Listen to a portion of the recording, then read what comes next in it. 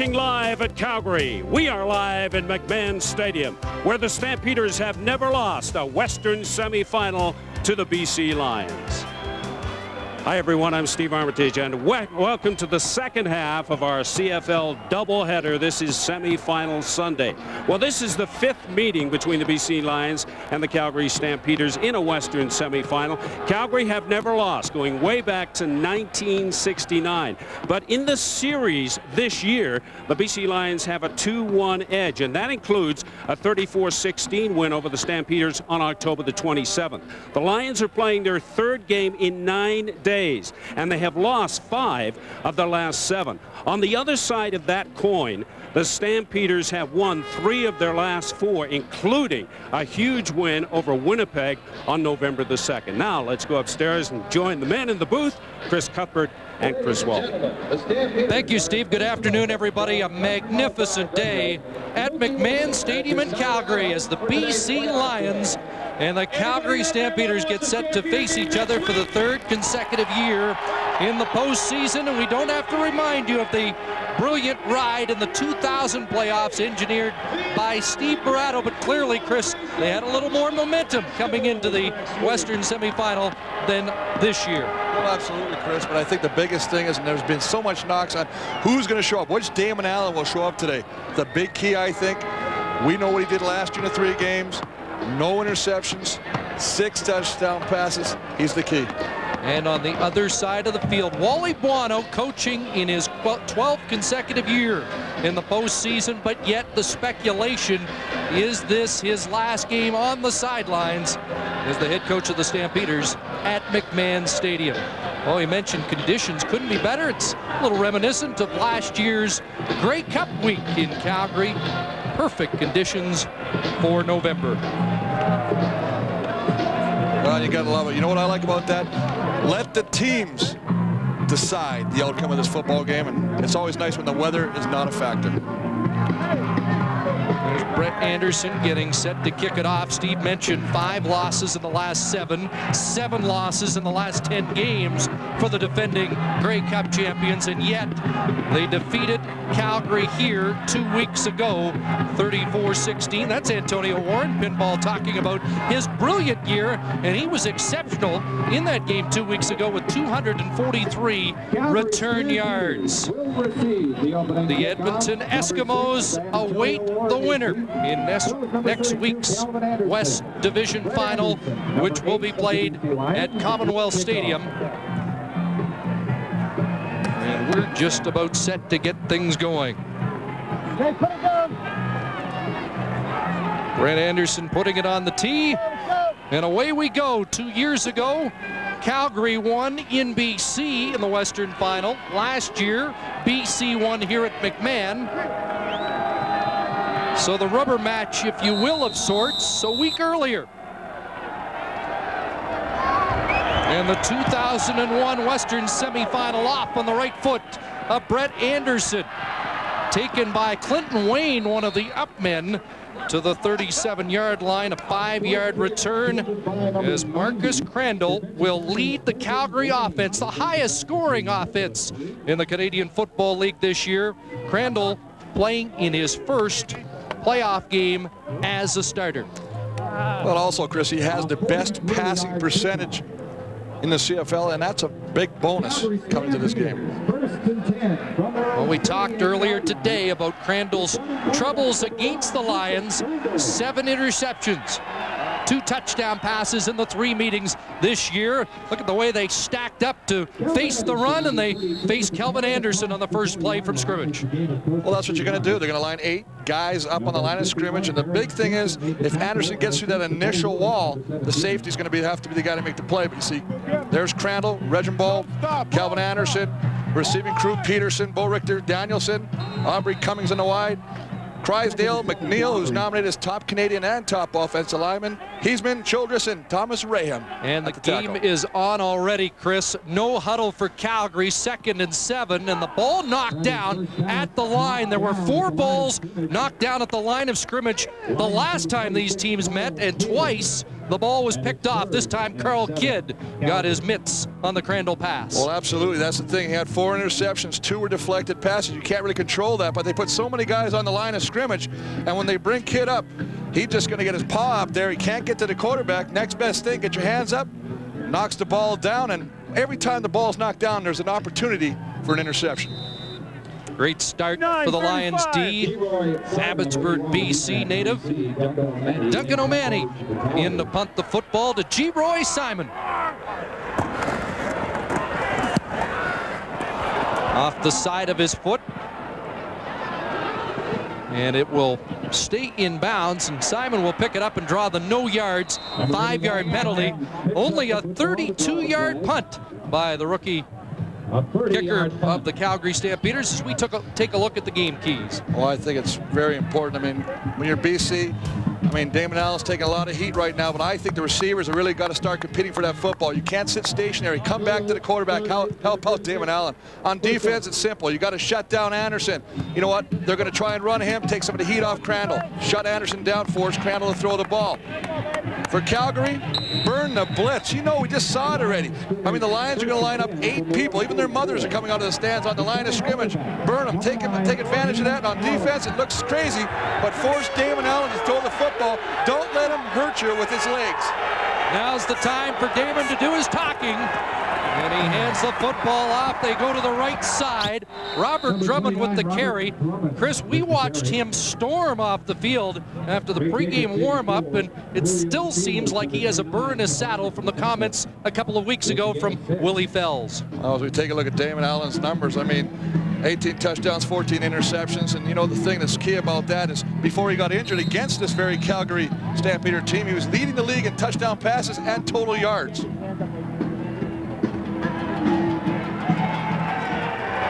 Drummond got 6 on the first carry of the game. 2nd and 4 for the Lions. Short drop for Allen, and he has a completion to Simon at midfield, stretched out, and he does have the first down at the midfield stripe. William Fields with the tackle on the former Blue Bomber. Well, that's just a nice job of getting the ball. We talked about receivers coming back. We see Damon Allen, 2 big running backs, Millington, Robert Drummond. Of course, the receiving crew taking a lot of heat. Jackson's taking it upon himself to instruct these guys. Oliver, Simon, Dennis Montana at the wide receiver, and a big offensive line. Jamie Terrace, Harden, Hendrickson, Wes White, and Corey Mantika at the tackle. They were the strength of the team last year, inconsistent this season. And there's another completion from Damon Allen. And a flag flies after the Oliver catch, and that may be a face mask. And the chattering starts along the Calgary sidelines. Well, one of the things you can't control are the penalties, and you don't want to take penalties to give, you know, added field position to the offense. I think it's strange right here. Face mask, Calgary number 30, first down. Well, Joe Barnes grasped the face mask of Jimmy Oliver, and they'll move it 15 yards, and a promising opening drive for the Lions. And Damon Allen throwing the ball very effective, and the receivers actually coming back to the football. We talked about being that one of the keys. It's exactly what they got to do. 19th playoff start for Damon Allen. The receiving or the passing game for the Lions has been dormant in recent weeks. Good start, and now back to the ground. Drummond trying to get outside, and Jeff Traversy from behind pulls down Drummond. That's a nice job of Traversy coming from the inside tackle position, chasing the flow from the backside, wrapping up Robert Drummond for little or no gain. I mean, that's what you got to do. I mean, all the other guys on the defensive line, sacks. Jacobs, 9 sacks. Cott, 9 sacks. Joe Fleming, of course, leading the way with 11 sacks. You got to get some production out of the other tackle. We got some right there from Jeff Traversy. No gain, 2nd and 10. There's Joe Fleming, the top defensive player on the Calgary Stampeders this year. They hand the football off on 2nd and 10, and Traversy's there again. Sean Millington Hamilton dropped behind the line of scrimmage. Well, Traversy makes his play, but I tell you what, the guy that's key to this play is the force of the defensive end, Ray Jacobs. He stuffs the man right in the backfield. He gets it back. Look, watch this. He runs into his own blocker. As a result, he has to stop, regroup, try and find some other location to go. Jeff Traversy right there. Well, you mentioned Jacobs, who's been red hot of late. 5 sacks in his last 3 games since being moved to the strong side end. And now BC must settle for a field goal attempt of 43 yards with young Matt Kellett putting his foot into the ball, and that kick is a good one. And the BC Lions have struck first here in the Western Semi at McMahon.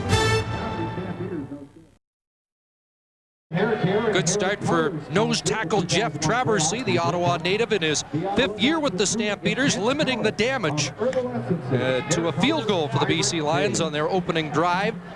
3 meetings during the regular season, and here's how it unfolded. Calgary winning the first, and then the Lions bouncing back, and particularly impressive, Chris, in Week 17. Well, absolutely. The last game, the Week 17 game, total domination on both sides of the football by the BC Lions. Anderson with the kickoff, and Anderson with the return. That's Kelvin in front of Antonio Warren, and it does not look like the Lions want to kick the ball to Antonio Warren this afternoon. I think that's pretty obvious. I mean, as you say, the one aspect of the game in that last debacle that Calgary had against BC, the biggest factor that they had was Antonio Warren's kickoff return yardage. Barato said yesterday in a press conference, we want to keep him away from the football as much as possible. How about the pop by Lyle Green, a reserve running back for the Lions, nailing the starting running back for the Stampeders on that kickoff return. Calgary starts at its own 40-yard line, and Kelvin Anderson has the ball. And underneath that pile to the 45 and across, he may have 6 on that carry. Well, that's the way to start off right there, running the football right at the heart of that defense. And it's a good defense. Herman Smith, Cantor, Cameron Legault's had a great season. David Benefield at the rush end. Kidd, Simpson, Barron Simpson, Mr. Everything in that linebacking core. And, of course, the secondary. Hendron, Anderson, Lewis, Curry, and Carter at the corner. 2nd and 4 out of the shotgun. Crandall delivers the football, and it was caught. That's Vince Danielson, who yesterday told me, I'm not going to get you the 40 or 45-yard pass, but if you need 7, I'll get you a tough 7.5. And that was a great illustration. Well, absolutely. He is the go-to guy. I mean, you know what? They talk about missing Travis Moore and the fact that it opens up. Well, look at that. He pushes right off. Nice job of getting away from Fletcher, getting some separation. What a catch. Gets a bit of a bounce on that one, but still, good concentration. So it's a first down at midfield. And again, Calgary operating without a huddle to try and keep this blitzing Lions defense a little off balance. Benefield with the tackle on Kelvin Anderson.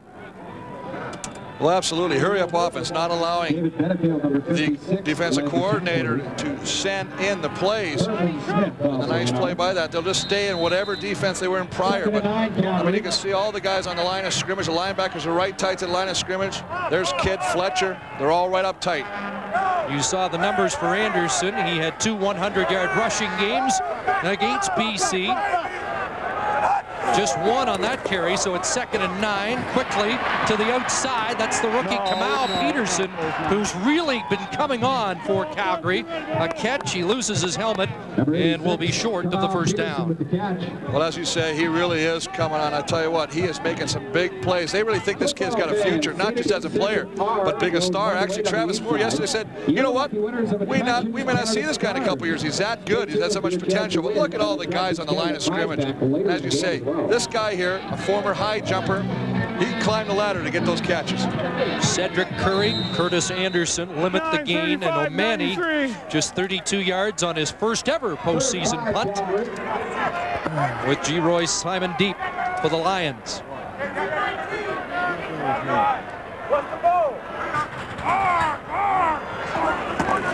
And trouble with the snap. O'Mani in difficulty, and he'll throw it into the Lion bench. After the bad snap. Hard to tell if Calgary had a play on or not, but an errant snap.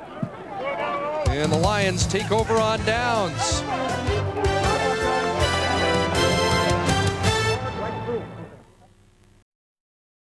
got in the line of fire on that snap from Mark Pilon. Well, there's a reason. Watch him. Watch this defender right here. Now what happens? He has got to come across here and try and pick him up. He can't get over there, and as a result, he tries to cheat. The long snap hits him in the arm, and a big turnover going to the Lions early. O'Mani alertly got it out of trouble, but the Lions take over at their own 50. And a big gain for Robert Drummond up the middle. 12 yards. Ricky Bell finally had to stop him in his tracks. Ray Jacobs, number 84, in on the tackle. Ricky Well, here's a team that rushed for over 200 yards last time they played. These defenders, they've got to tighten up in the middle. And Travis E. Fleming, the tackles, caught. Jacobs playing the defensive end positions. Mr. Everything, A.J. Johnson, Floyd, and Fells at the linebacker position. And a secondary anchored by Greg Frères, Bell, Barnes getting a start at the corner, Malvo, and Fields. Well, there's Alondra Johnson, who said he'd be paying special attention to Damon Allen. There's that little toss to Millington, and Johnson bounced off Millington. Well, you don't see that often, but it's another example of the power of the diesel, Sean Millington. Well, you know what? He wants the ball every time, and you love that enthusiasm. He feels he's not being utilized properly, but he said that every year he's played in this league. Just a matter of just getting down. Now, Cotton's responsibility, the defensive end, he's got him. 99 is got. As you can see, he's got to take Damon Allen. It's just a shovel pass. Then it falls upon Alondra Johnson to make the tackle on Diesel. But as you say, Millington, none of it. Breaks a tackle. Nice game. An 11-yard gain for Drummond. That was 12 for Millington. So the 3D offense is warming up here. And this is Millington thundering downfield and pushed out by the safety, Greg Frères, near the 10. Well, this is vintage BC Lions offense. Absolutely. I mean, they're just going right at the heart of the defense right there. A simple handoff, just trying to get him a seam right there. They got everybody on the line of scrimmage. Just a nice job at the point of attack. But Jamie Terrace, number 60, nice job as a center, getting out and kicking out and knocking the block, the defender outside, allowing the seam to be there. And I tell you what, Millington is loving this stuff early. He told me yesterday, I've never been used the way I'd like to be used in any year of my career. And Sean Millington's been in the CFL for 11 years. Allen with the pitch, that's a live football, and Drummond bats it out of bounds. Good veteran play by Drummond, who hears it from the fans at McMahon. Well, it's just a quick pitch. All they're going to do is just like an option. Come out, take a couple steps. See, they can run the shovel pass inside. They can run the option to the outside. All that is a straight option to the outside. As you say, the ball gets away from Drummond, and very fortunate to be the last one to touch that football before it goes out of bounds. So it's a loss of 6. 2nd and 16.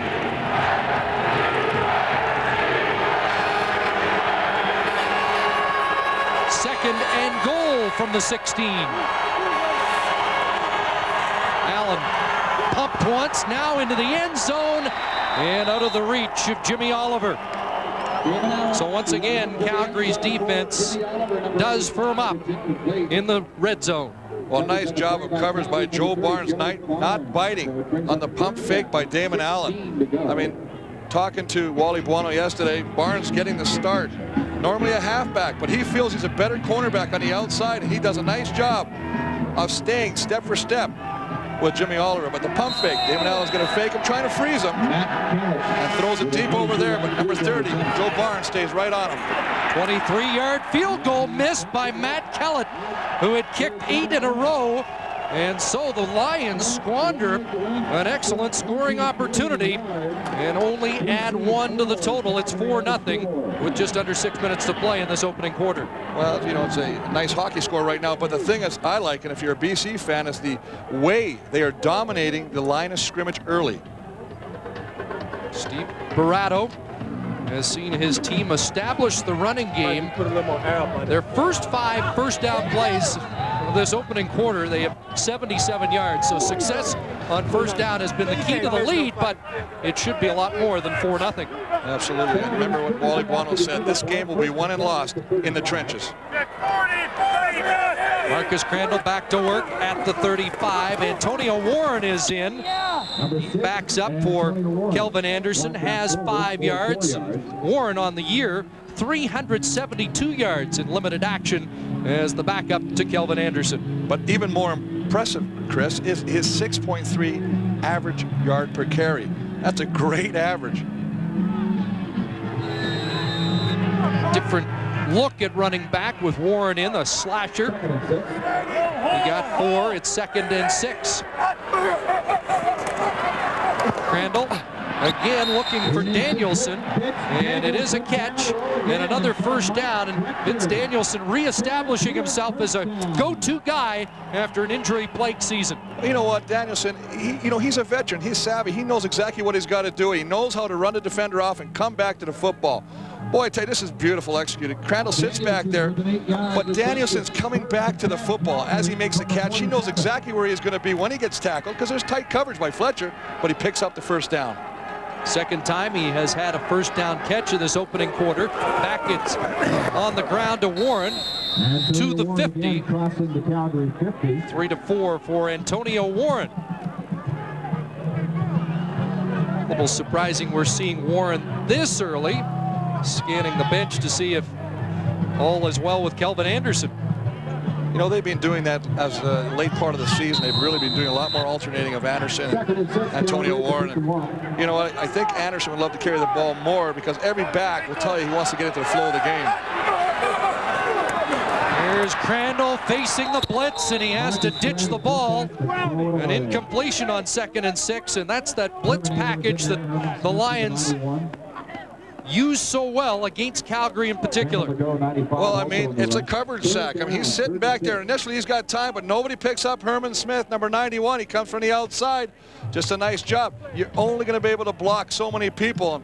BC's defense, they play the game. You block 6, we'll bring 7. They're always going to bring one guy and try and free up one guy. And as a result, on that play, 91 comes in free and makes the play. 6 sacks of Calgary quarterbacks 2 weeks ago. O'Mani with Simon awaiting. And a much better punt by O'Mani. Simon back near his 5-yard line and swarmed down at the 6. A 50-yard punt. Willie Fells led the Red Brigade down. A loss of 3 on the return. Back to McMahon Stadium, Chris Cuthbert, Chris Walby, Steve Armitage, Brian Williams, along with Pinball Clements and Danny Barrett. Watching this Western semifinal, the BC Lions off to a quick start with field goal attempts on their opening 2 series. Only a 4-point lead, but the offense has looked impressive until they've gotten down into scoring position. This time they're backed up as they start at their own 6. And Sean Millington. Remember, 222 yards rushing for Millington, Drummond, and Allen 2 weeks ago. And Calgary has not been able to solve this running game so far today. Well, it's just a matter of putting a man on a man right there. Get some push from the offensive line, and they're creating a seam. They do a nice job of creating a seam. Just getting a guy, everybody on a guy. And look at the cutback lane. And the reason the cutback's there is the backside is holding on to their blocks. That's a wonderful job at the point of attack and the back. Millington and Drummond both with over 800 yards rushing on the year. And this time he is stopped. Robert Drummond stuffed by Alondra Johnson. Traversy in the pile too. Well, AJ making the play on that tackle, but I tell you, one of the things that's happening, and you're getting some good runs from the BC offense and the running backs, is they're allowing the defending tackles are allowing the offensive lineman to get a man on Alondra Johnson. If you don't block the middle linebacker, he's going to make the play. If you get somebody on it, you're going to be running the daylight, and that's been happening so far. Two of the great veterans in the league on either side of the football, and Allen steps up first time, silky smooth, and he is brought down by Ricky Bell. That's the man who on a blitz earlier this year in BC broke the left hand of Damon Allen. Well, one of the things about Damon is he will hurt you through the air and he'll hurt you with his legs. We talked about that. You got to keep him in the pocket. Nice job, but he steps up in the pocket then it becomes a foot race. And as you say, silky smooth. You're not going to catch him very often. Nice job of Ricky Bell to fall off his coverage and make the play. It was 2nd and 9, and Allen gets 9. So the Lions have worked it out from the shadow of their own goalposts. A little more breathing room at the 29. They stay on the ground. And Robert Drummond churning close to another first down. Well, they're just doing a wonderful job, this big old Hoggies, of just getting on somebody, letting the back find a hole. I mean, you got to love the fact that if it's not Millington carrying the football, it's going to be the other horse, and that's Drummond. I mean, nice job. I mean, dancing around there. You see people on their back. You see Hendrickson doing a back block. I mean, that's what it's all about. Just know your assignment and execute. And right now, this BC offense is really executing. Well, the measurement shows that they're just a yard short, 2nd and 1. Ken Lazarick in charge. Well, Steve Barrato was saying yesterday, we've run the ball well, we just don't stick with it at times. But the offensive line, boy, they go by your playbook. Jamie Terrace yesterday, a big smile on his face. We're running the football. We're happy now. It's about time. Absolutely, that's what you want to do. And I mean, it takes the pressure off them when they want to throw the football. 2nd down, less than a yard. Well, 2nd and less than a yard. And Allen will keep it, and he'll move the chains once again. We're in the final minute of an opening quarter that has been dominated by BC, and yet just a 4-point lead to show for it so far. Well, only 4 points, but a whole increased level of confidence by this BC offense. I mean, if you watch the last game they played in that makeup game against Hamilton, this doesn't even look like the same team, Chris. They were so awful, and as you said earlier, they were ugly. It was awful. I mean, it was hard to watch that football game. I mean, now you will come out here, Damon Allen, he's running the show, baby. Looks like the Allen of old, looks like the defending champions. First down, and Damon in trouble. Down he goes as they get to the quarterback. And that is Clinton Wayne. A nice job by the first-year player out of Ohio State. The rookie coming in does a nice job of getting penetration, not allowing on that play action by Damon Allen for him to set up. Good pressure, good result at the end of the quarter. That is the final play of the opening quarter here in the Western semifinal, and the BC Lions with a 4-point lead.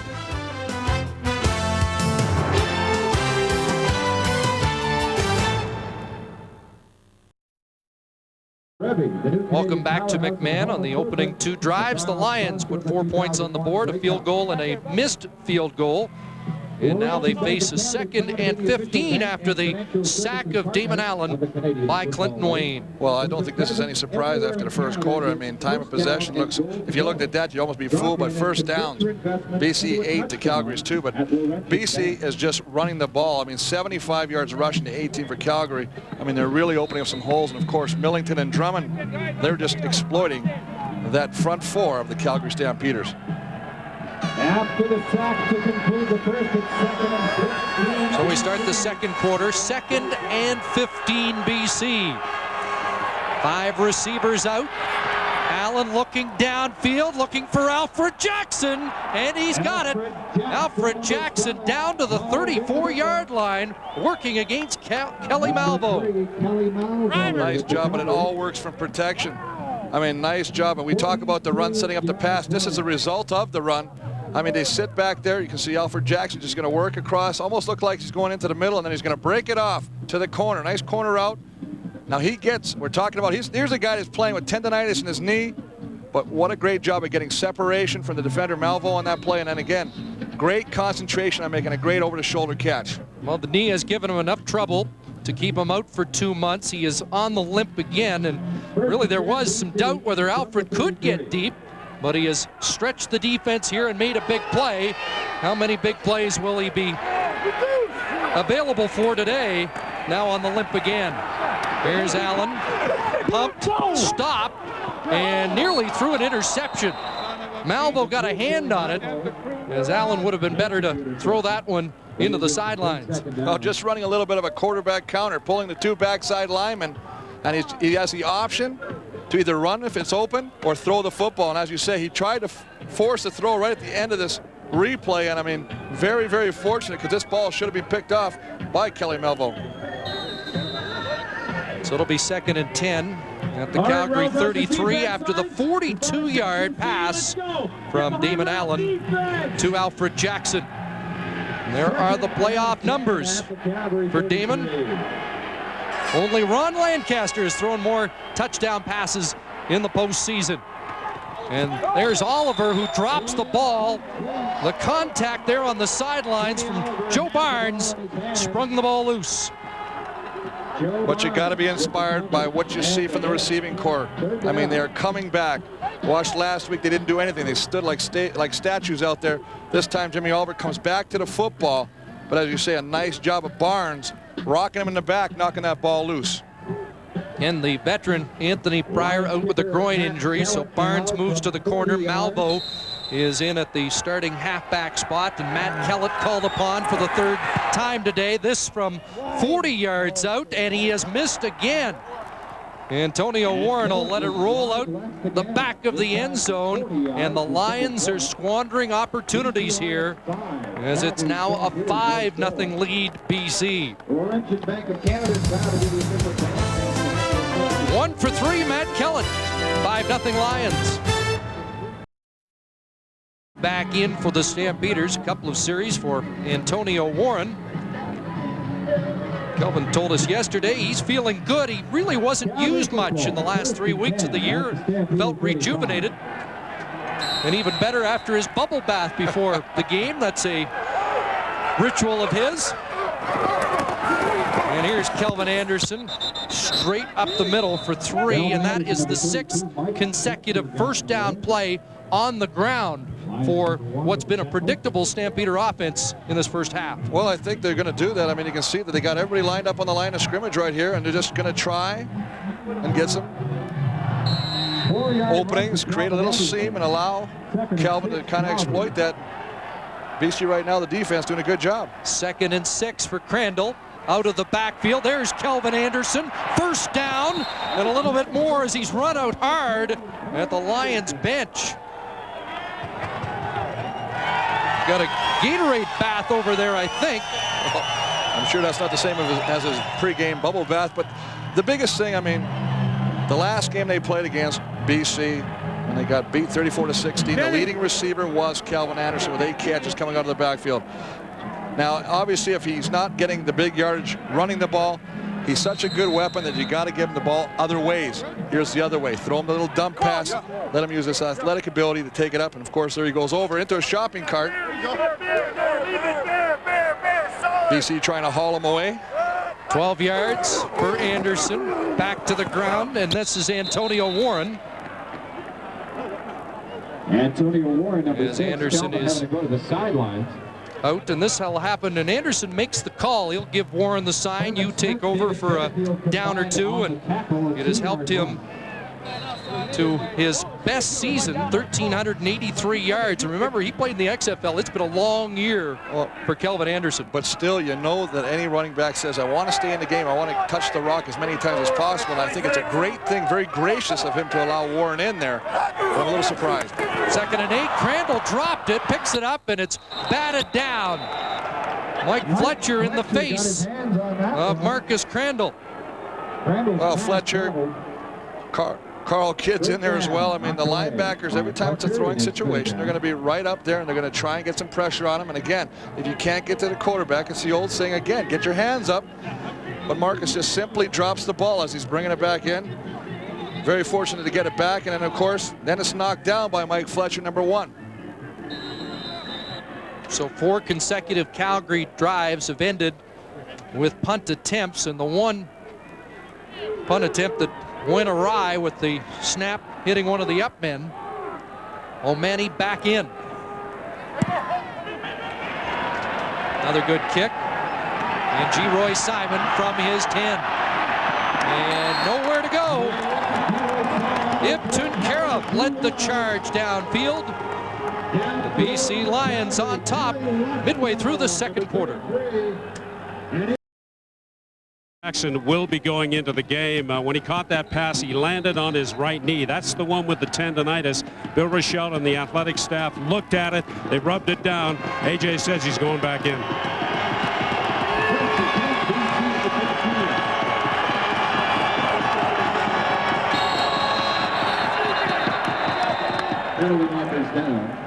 Early movement. And Ken Lazarick to sort things out. I think Lyle Green, 28, lining up in a tight end position, kind of jumped the gun. Procedure. BC, number 28, still first down. That's that tight end set they'll use. Actually, they'll put Lyle Green and Mike Maurer on the ends at times. Well, it's a nice job because it forces the linebackers to come outside and have to respect them because they can't catch a ball. As a result, you open up the middle and allows more running room for the running backs. 1st and 15. Lions backed up at their own 9-yard line. And Robert Drummond hauled down by Ray Jacobs. Alondra Johnson in support. Well, it's a nice job of Jacobs fighting off the block, coming back inside. I mean, he's just down to the bottom right here, and all he's going to do is just going to come up the field and come back inside. See, he keeps him. He forces the play back inside that has a presence to come off the block and make the play. That's exactly what you want to do from a defensive end position. Fastest of the front four. Ray Jacobs started as a nose tackle in Calgary, and to exploit that speed, moved outside. Now the strong side end. 2nd and 12 after the 3-yard carry by Robert Drummond. Allen, the pressure on. He escapes at the goal line and throws the ball away. Wisely done with Willie Fells. Well, let's see now the flag down in the secondary of Calgary. Well, it may go against Calgary, but I tell you what great athletic ability, as it looks like they're marking against BC. Time count violation. BC, number 9, 2nd down, repeat. Well, they never got the play off a time count violation. They let that one hang out to dry for a long time. But what great athletic ability by Damon Allen to avoid the sack by Jacobs in the end zone. I mean, that's what he gives you. I mean, he's so tough to bring down. He's not the biggest man, but he just knows how to break tackles and get big plays done at big times.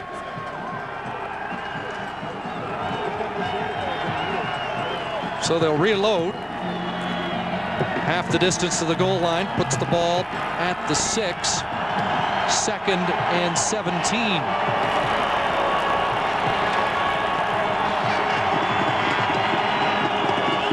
They are adjusting the clock, and so that's why we have a delay.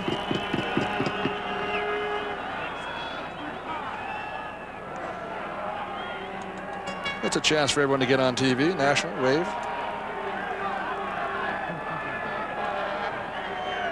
Clock says 9:55, but they might have allowed the clock to run during that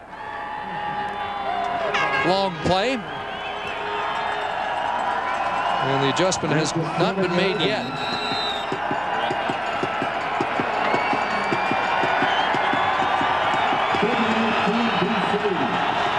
Lions break the huddle again, but they're still working on the clock, and this is giving the Calgary fans time to get stoked up and urge the defense for a big stop.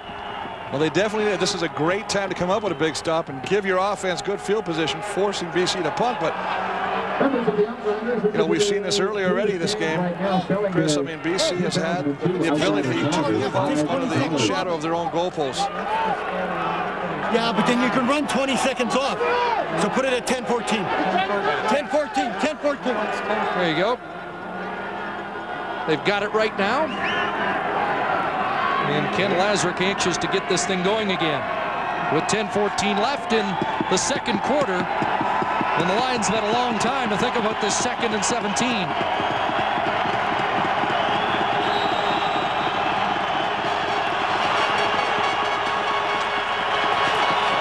They'll keep it on the ground. Robert Drummond breaks it out to the 20. He'll be stopped short of the first down, but not by much. Willie Fells, and there are Fells and Drummond jawing again. And we remind you, 2 weeks ago, when Fells ignited the animosity between these two teams, calling Drummond garbage. But they're spreading it out. They got 2 tight ends, and that's the biggest thing they can do right now. That forces Calgary's defense to widen. That allows holes to be found. And I tell you what, Robert Drummond, as you say, running like a man possessed. And I agree with you 100%, Chris. I think we saw him leave the field before warmups or right after warmups. Very angry. I think he still wants to shove it right down Willie Fell's throat.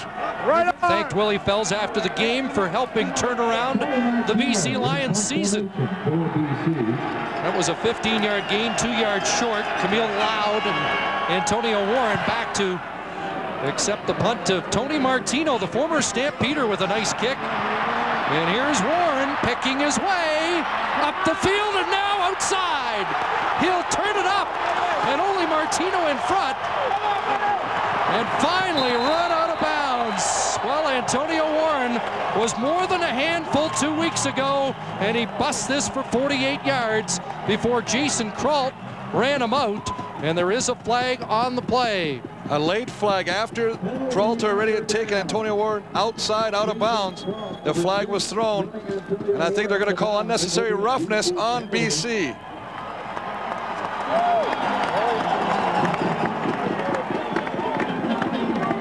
57-yard punt by Martino, pumped up against his old team, but he outkicked the coverage. Major foul, unnecessary roughness, BC number 20, first down. And that's a roughing call against Tony Martino. And the ball will be at the 16-yard line when we return as Warren tries to provide Calgary with a spark. Dear Dad, yesterday I found Walby's Warriors and called for roughing. What's that all about? Well, you can't take penalties if you want to be a Warrior. I mean, I understand that he's maybe the last guy to, make the tackle on Antonio Warren, but he gets a little frustrated with Willie Fells, who's trying to block him. Chance for Calgary to take the lead, and there's a completion now to the 5, and that's Mark Boerichter with his first catch of the afternoon. Well, they really need to get Big Bo involved in this offense. I mean, last time they played, only 3 catches. Did a good job of shutting him out. I mean, he's big play, and I mean, you got to use both sides of the football field. We've seen Vince Danielson make some key catches. This is another guy. I mean, when you got a guy this tall with the kind of speed that he's got, utilize him. And the measurement indicates a first down for the Stampeders at the BC 6. Well, it has been a sputtering offense for Calgary in this first half, but Antonio Warren giving them a shot in the arm and great field position. And now plenty of movement on either side. It's rush hour here as a number of players come in from the BC bench. They bulk up on the Calgary offense, and this has been an area, Chris, where the Stamps have really had trouble pushing through. Good between the 20s. Anderson to about the 4. Well, if you're going to run it up the gut, a simple dive play, it's got to be quick hitting because you don't have enough people to block the outside. And on that play, that's all that happened. I mean, they brought up Herndon, the center, or the safety, and he just comes from the outside. Now, get up the middle. You got to get it up. It's got to be quick. You can see number 11 coming in there. Good penetration by Noah Cantor, but you have to hit those poppers in the middle quick. Warner Herndon's made some big plays in recent weeks. Camille Loud is in. The fullback Scott Reginbald out, 2nd and goal. Crandall looking into the end zone and out of reach for Boerichter, who was being watched by the other Bo on the field, Bo Lewis. Well, absolutely, but it almost looked like Mark Boerichter lost the ball in the sun. He was looking back for it. He's just going to work in and then push out to the outside off Lewis, go to the outside. Now he's going to look over his left shoulder or his right shoulder. You can see he kind of loses the football a little bit, and it's just a little too far.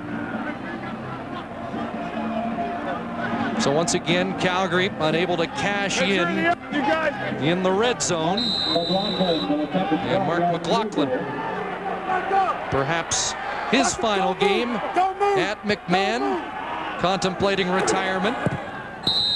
And the ball is through. Calgary on the board in a low-scoring first half of the Western Semi.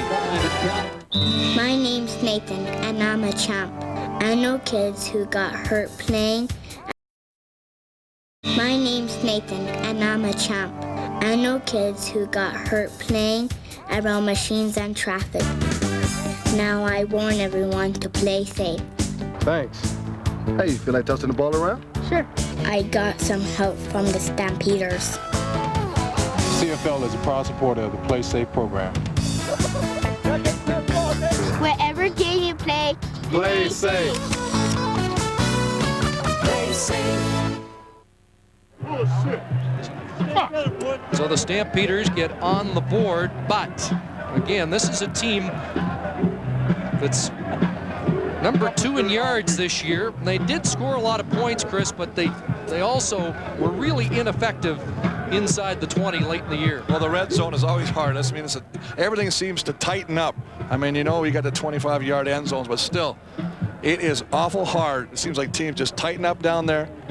And you know what? I mean, there's a lot of teams that can really try to exploit that, but most of the time, you're going to have to kick a field goal. But at least there's points on the board. As you say, it's a low-scoring game right now, 5-3. They're still in it, and they had an impressive drive. Only 4 plays, but at least it's 4 plays together. Your old buddy, the Big Chill, had his game face on, didn't he, at the Calgary bench? Freddie Childress. Mark McLaughlin kicking it off. And once again, G. Roy Simon trying to get outside. And Calgary's done a good job on kick coverage so far today. A 15-yard return after the 60-yard kickoff. A little bit of a melee away from the football, quickly separated. And Damon Allen goes back to work. 61 yards on And most of the damage for BC's been done in the rushing game so far. Well, we expect that. I mean, that's the thing. I mean, you got the horses back there. We've seen Damon Allen take off with the football himself a number of times. But as you say, the 2 big horses in the backfield, Millington and Drummond, doing the majority of the work. In the last 5 games of the year, Allen with just 1 touchdown pass, 5 interceptions thrown.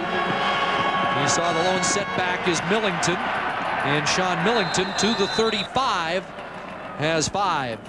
Well, and you know, to counter with that, we also got to look at Millington. The last game, 3 touchdowns. The last 3 games, Millington 6 rushing touchdowns. So that just shows you how their fortunes have gone. Player of the week last week offensively in the Canadian Football League, and he is the all-time BC Lion touchdown leader on the ground. He went by the great Larry Key with that touchdown surge late in the year. Alondra Johnson better strap up the hat.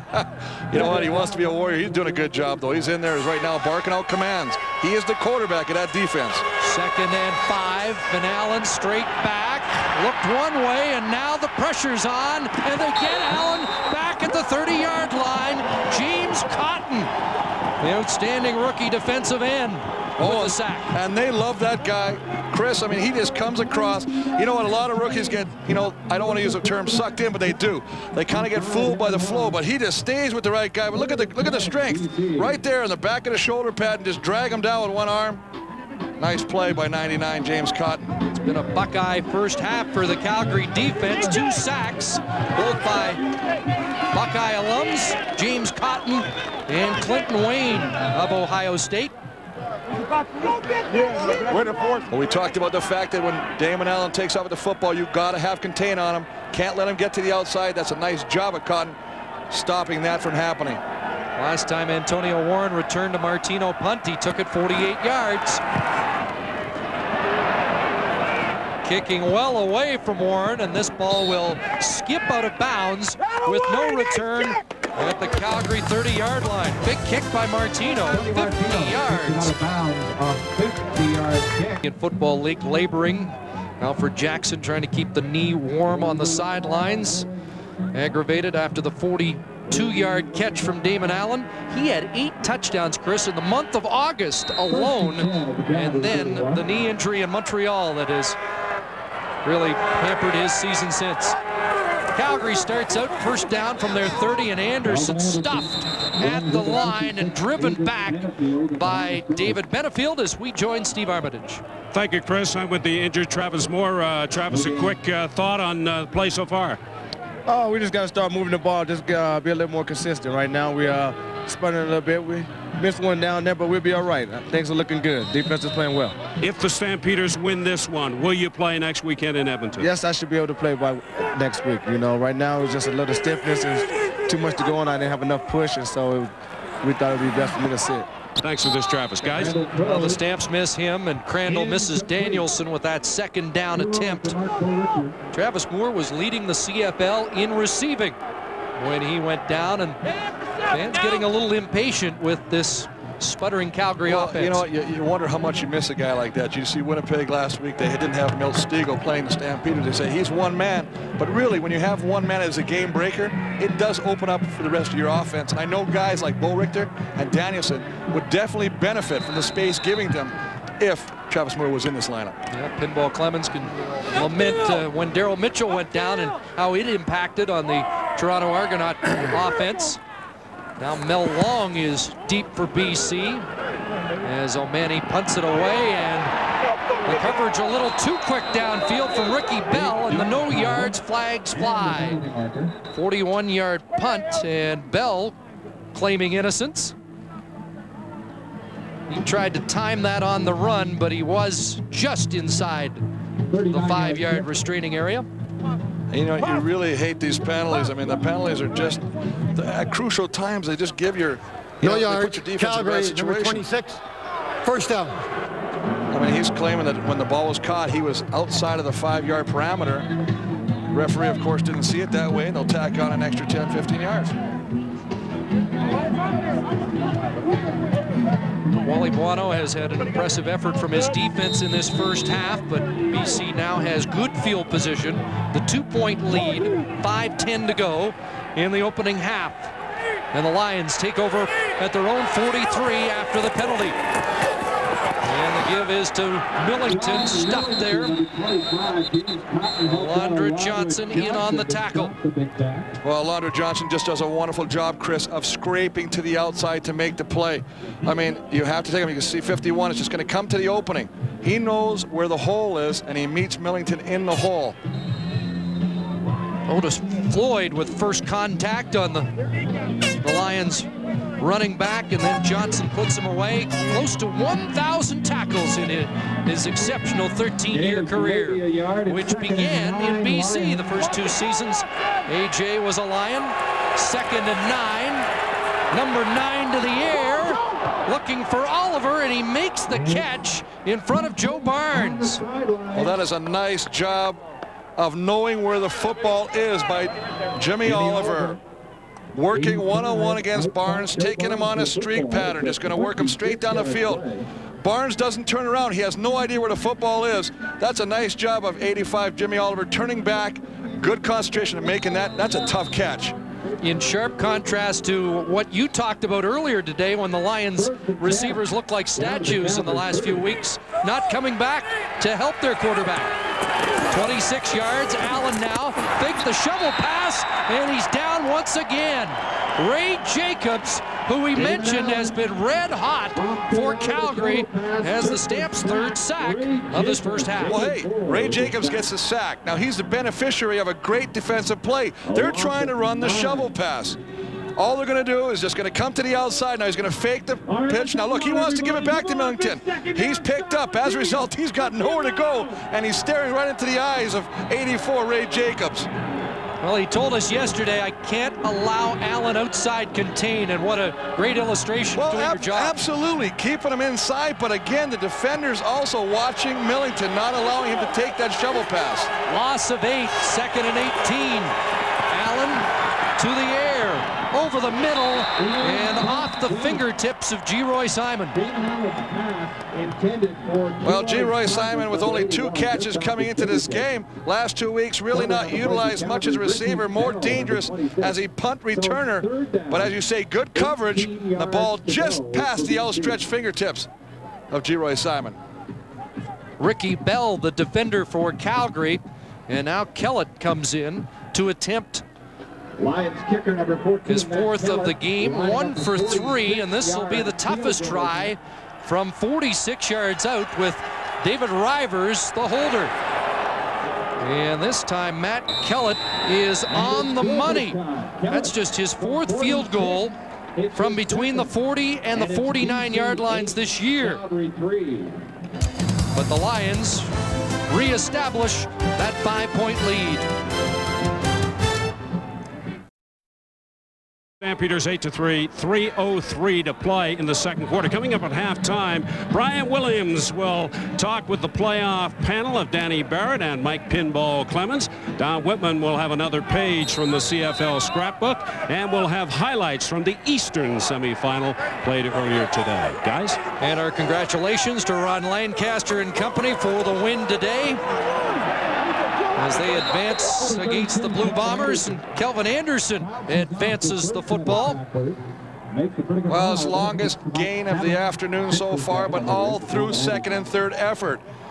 He's going to just take the handoff simple straight up the middle. Now he's stuffed, he looks, bounces off, fights. Nice job of getting on Barron Simpson there, knocking the middle linebacker out of the hole, but great second and third effort by Kelvin Anderson. You know, he was saying yesterday, Steve talked to Travis Moore, Kelvin said, I miss Travis Moore more than anybody else, because even though he's a wideout, he clears a lot of space out for the running back. Now they go deep for Bo Richter. Mark Bo Richter got in behind the defense, and it's a Calgary touchdown.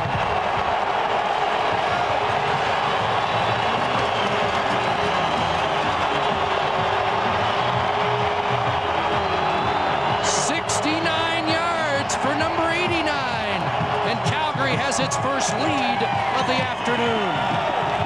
Well, I tell you what, a nice job of getting behind the coverage of Curtis Anderson. 23 playing the halfback position. He just takes it straight down the field, works one-on-one, just gets on him now. It's man-to-man coverage right now, and he's got great speed. A tall target. We just talked about him, the fact that he's got speed, he's got height, he's explosive. You want to use him? Well, Crandall does that, and also Marcus Crandall throws his first touchdown pass in the last 3 meetings with the BC Lions. McLaughlin adds the extra point. Bo Richter had 11 touchdown catches during the regular season, and you can see Crandall revitalized, a little more spring in his step after that. Well, you know, they were talking about his confidence level. Where was it at? He didn't have a great game against these BC Lions 2 weeks ago. I mean, he threw 4 interceptions, didn't throw a touchdown, but then he played a really good game against Winnipeg, and it's really tough to win in Winnipeg. He did a great job, and he said, you know what? I feel good. I feel good. I think I'm going to have a career day today. Well, I don't know about a career day, but I tell you what, if he keeps making plays like this and they end up with the same results, he's going to be extremely happy. He said that the Lions gamble on defense and that they bet you can't find the open man on time. That time the Lions lost the gamble. Well, are we talking about burn the blitz? I mean, that's what we're talking about. You know, the Lions are going to bring everybody against you and try and get you, as you say, before you have an opportunity to find the receiver. But I tell you what, that is a nice job of Bo Richter getting away from the coverage early and quick, and a nice throw by Marcus Crandall. The target who felt he was underused most of the year, particularly early, but he really heated up, and only Milt Stiegel and Ed Hervey caught more touchdown passes than Mark Bo Richter in the 2001 campaign. And you really like the fact that they went vertically. They challenged the defense.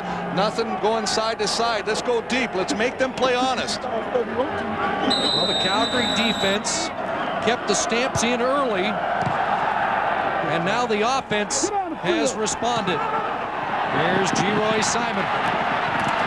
And continuing that good kick coverage downfield, the Stampeders limit Simon's progress to 18 yards. Well, that's a big lift every time your offense, which has been under the gun for the Stampeders, does that. That jacks up the rest of the team. And as you say, the kick coverage for the Stampeders has been phenomenal today. They've done a great job. They've done their part. The defense, after a shaky start, allowing some big runs by the BC offense, they've kind of tightened up as well, Chris. You saw the numbers for Damon Allen, who passed for just 69 yards on Tuesday in the playoff clinching victory against Hamilton. They start at their 34. And it's Millington off the left side, all the way up to the 42. Willie fells the tackle, but Millington has a productive 8 on first down. Well, Wes White, Harden, and Jamie Terrace at the point of attack. They just do a nice job on the top side of your screen. I mean, they just get on that. Look at them push to the outside. 69 Wes White. I mean, that's exactly what you want to do. It's not about pushing him 5 yards back. It's getting him out of the hole. 2nd and 2. Back to Millington. First down. And Millington across the 50 to the 52. Otis Floyd finally brought him down. Well, they come back with the exact same play, but it's the backside that makes this play happen. They get great cutoff blocks. He's originally going to the left. Now look at him, he cuts back. He actually can stop and change direction. But the guys on the offensive right side, Hendricks and Mantika, do a nice job of not allowing the Calgary defense to flow with the play. BC without a 100-yard rusher this season. But a big first half for Millington. That time, Joe Fleming forced him back inside into the grasp of James Cotton. Well, those two guys are dangerous. I mean, if you're an offensive lineman and you're looking across and the first two guys you see are Fleming and Jacobs, I mean, it's a toss-up. They're both so dangerous. As you say, look at them, they're both in the play. Jacobs, again, always making sure that he's turning everything inside. Well, Cotton has a sack today. There's G.I. Joe. That's a great moniker. Talked to him yesterday. He actually played in BC and Winnipeg with hockey shoulder pads. When he got to Calgary, they said, you got to get rid of those. But he's an old-time football player. Allen gets it away. And G. Roy Simon has some room to run for a first down. Well, just a pattern running it across the middle. It's all cleared out. The other receivers are going deep. That takes everybody out of there.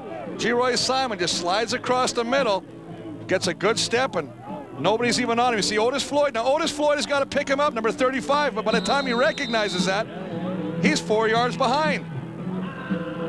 Looking forward to halftime and hearing more nicknames from pinball, like G. Roy Simon says first down. Oh, you're taking it out of him. Pinball's inspirational. First down, Lions in Calgary territory. There's a strike from Allen to Jimmy Oliver. Jimmy Oliver, number 85. Well, another example again of Jimmy Oliver taking the defender deep and bringing him back to the football. Just sits back there, nice job. Look at the throwing lane. Look at that open. I mean, that's a great job by the offensive line. But Oliver takes a step toward the football. Don't sit there stationary. You know, at least go after the ball, because you know the defensive backs are going to, and they're really doing a nice job. And that's twice we've seen Oliver give a good example of that. 5 yards for Oliver. 2nd and 5 for the Lions. At the Calgary 40, Allen looks, got an open man. Mel Long, the touchdown. Mel Long with his first ever Canadian Football League touchdown. Well, I tell you what, never mind. He was so wide open in that play. But what protection. I mean, you know that I get a little crazy about talking about offensive linemen, Chris, but I tell you what, he had all day to throw this football. He's sitting back there. Just a nice job. I mean, you see AJ's not even in the picture. He's back behind the defensive line. But Mel Long gets behind coverage. The only guy that has a chance to come over is the safety, Greg Frères. But by the time he sees that, Mel Long is in the end zone. One of 17 receivers used by BC this year. Long in just his 3rd game. And he has a touchdown catch of 41 yards to put the Lions back on top. Well, you talked about the fact that Barato talked about his injuries hit his team key where? In the receiving corps. They went through 17 receivers, as you say. Here's the newest one right now, Mel Long. But look at how wide open he is. He gets past the halfback coverage, and the only person that can make the play is Greg Frères. And again, as we talked about, by the time he even tries to make the tackle, Mel Long is in the end zone. Good job, Long. Mel went long, and it's 15-10 with 47 seconds left in the first half. But what a way to answer. I mean, right after Calgary, you know, gets a big play from Bo Richter, Damon Allen comes right back and shoves it right down. You know, I mean, that's what's great about this, and that's what's great about having this playoff atmosphere. I saw where that free safety was and shit. Yeah, dog, he fought, but it's like he putting his back over that way to like where the 3 wide receivers are, and that dude is just holding, trying to get a good jam. All right, that's all the analysis you need. On that Ocean, they switched it that time. Well, I tell you what, all I'm going to do is put the headset on that because I think he described that play perfectly, Chris. I mean, he beat the jam. Okay, yeah. Here's a receiving core that seemed to be completely out of sync for the last few weeks. I guess with the exception of the last game here in Calgary, and even that team was dominated by the run. Isn't it amazing to watch when things go good, how the team comes together? Well, let's see if Calgary can respond in this final minute. Anderson gave it back to Warren because he's done so much damage. This time Warner Herndon holds him down at the 34. So 40 seconds left on the clock in this opening half for Marcus Crandall. Well, Marcus coming back on the field. I mean, he's buoyed by his last results. I mean, obviously the big play capped off by Bo Richter, but I mean, it's going to be seesaw. We saw the defenses on both sides dominate early in the game, and now we're seeing the offenses start to fire up.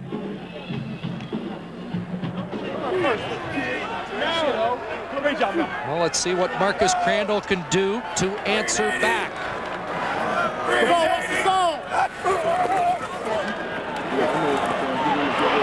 He got away from Herm Smith, but long out, and the ball is ruled incomplete.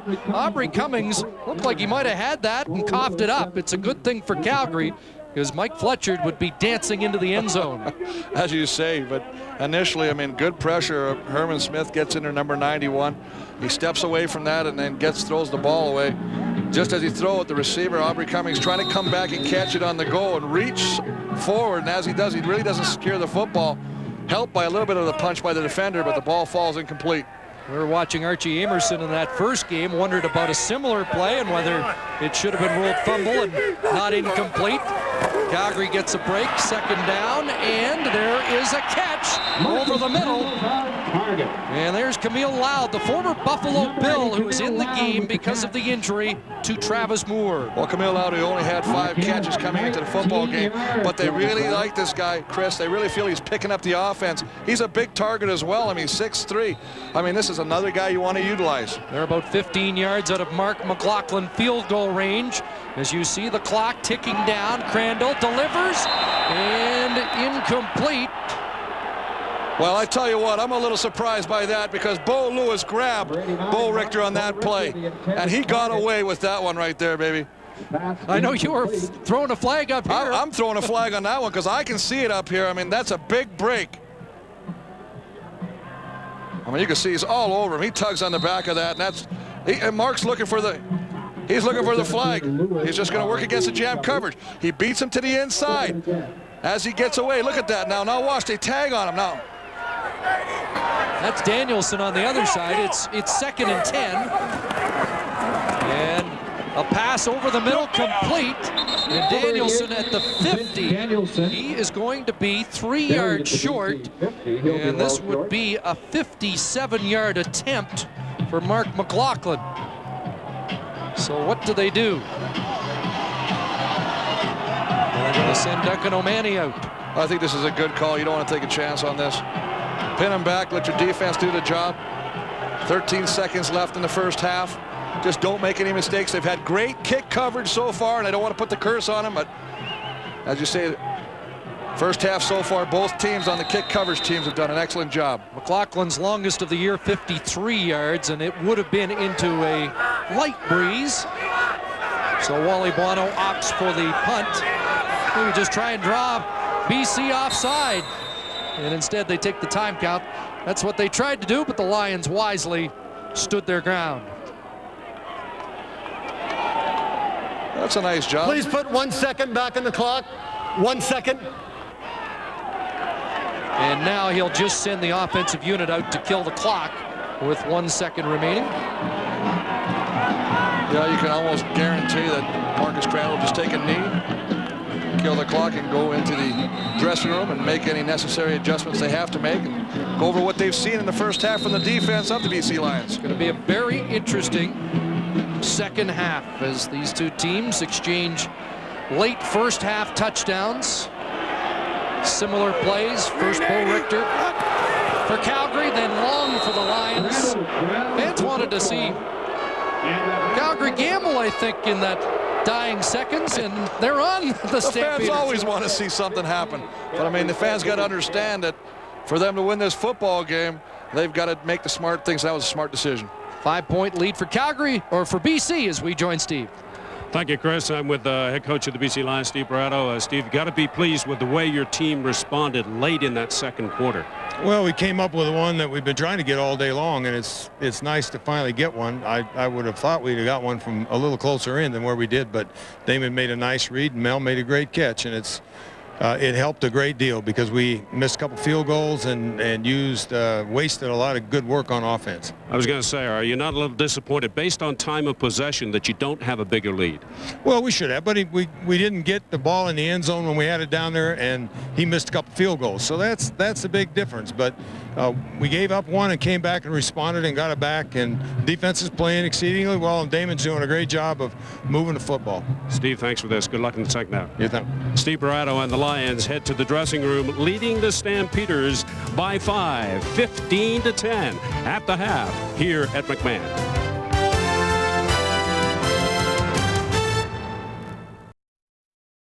And exciting moments. One of those moments occurred in the Western Final in 1972 between Winnipeg and Saskatchewan. With the score tied at 24, on the final play of the game, the Riders attempted what they thought would be the game-winning field goal. But Jack Abenchan's kick sailed wide. The Bombers booted it out of the end zone. Ron Lancaster kicked it back in. Again, the Bombers kicked the ball out of the end zone. But in the scramble for the loose football, the Bombers were called for no yards. And given a second opportunity, Abenchan made no mistake, and the Riders were Grey Cup bound on the strength of their 27-24 win. While the Riders won the West on a last-play field goal against Winnipeg, they lost the Grey Cup on a late field goal to Hamilton. And as promised, Danny Barrett, Mike Clemens. Danny, very quickly, we talked earlier, Millington and Drummond, BC wanted to establish a running game early. And they were able to do that. If you look at the tapes and everything, they were able to get the ball to Millington and Drummond. Both guys, the key here is they're going downhill, attacking the defense, and getting vertical, trying to get up the football field, moving the chains. And they had success doing that early in the game, and they need to continue to do that in the second half in order to keep the momentum going. You look here as far as Millington just running over Freyers at the end of that run as well. He's a tough back. All right, we've seen some running plays. Let's talk about special teams. At the beginning of this game, you talked about Antonio Warren. Look, I should have warned him. BC, you should have took out a warrant for his arrest because Antonio Warren is as exciting as it gets in the Canadian Football League this year. The way he returns punts, he's just electrifying. Watch him. He feels the punt, real patient. Now he sets up his blocks. He heads upfield, makes a nice move, comes back out the back end and around the corner. Look at him. He's running. He looks like he can almost go all the way, but great pursuit by BC eventually corrals him. But Antonio Warren is a difference maker in this ball game. That play changed the tempo of the football game. All right, and now, speaking of tempo, the touchdown, Mark Boerichter said they could go vertical when BC stacked that defensive line. That's exactly what he did on the pass from Crandall. You know what? Bo knows he can go deep. The question was could Marcus Crandall deal with the rush of the BC Lions? That was the real question. Could he deal with the rush of the BC Lions? He obviously did that. He got enough time, and then hey, Bo knows he can get there. He's the big play guy. And look at the little move at the end. That's fashion. All right, Danny sitting here was just shaking his head. Danny, you said to me one of the keys was when Alfred Jackson went out, but little did we think the replacement would be so effective. I'm talking about the Mel Long touchdown. Exactly right. We were monitoring Alfred's situation. He caught one pass that opened and played the second half, and then his replacement comes into the game. Mel Long makes a great move at the line of scrimmage. Damon finds him, and right now that gives BC a lot of momentum. Damon answered the bell going into to Calgary's touchdown. Big momentum change for our BC right now. All right, got about 20 seconds. First from you, what does Calgary do in the second half?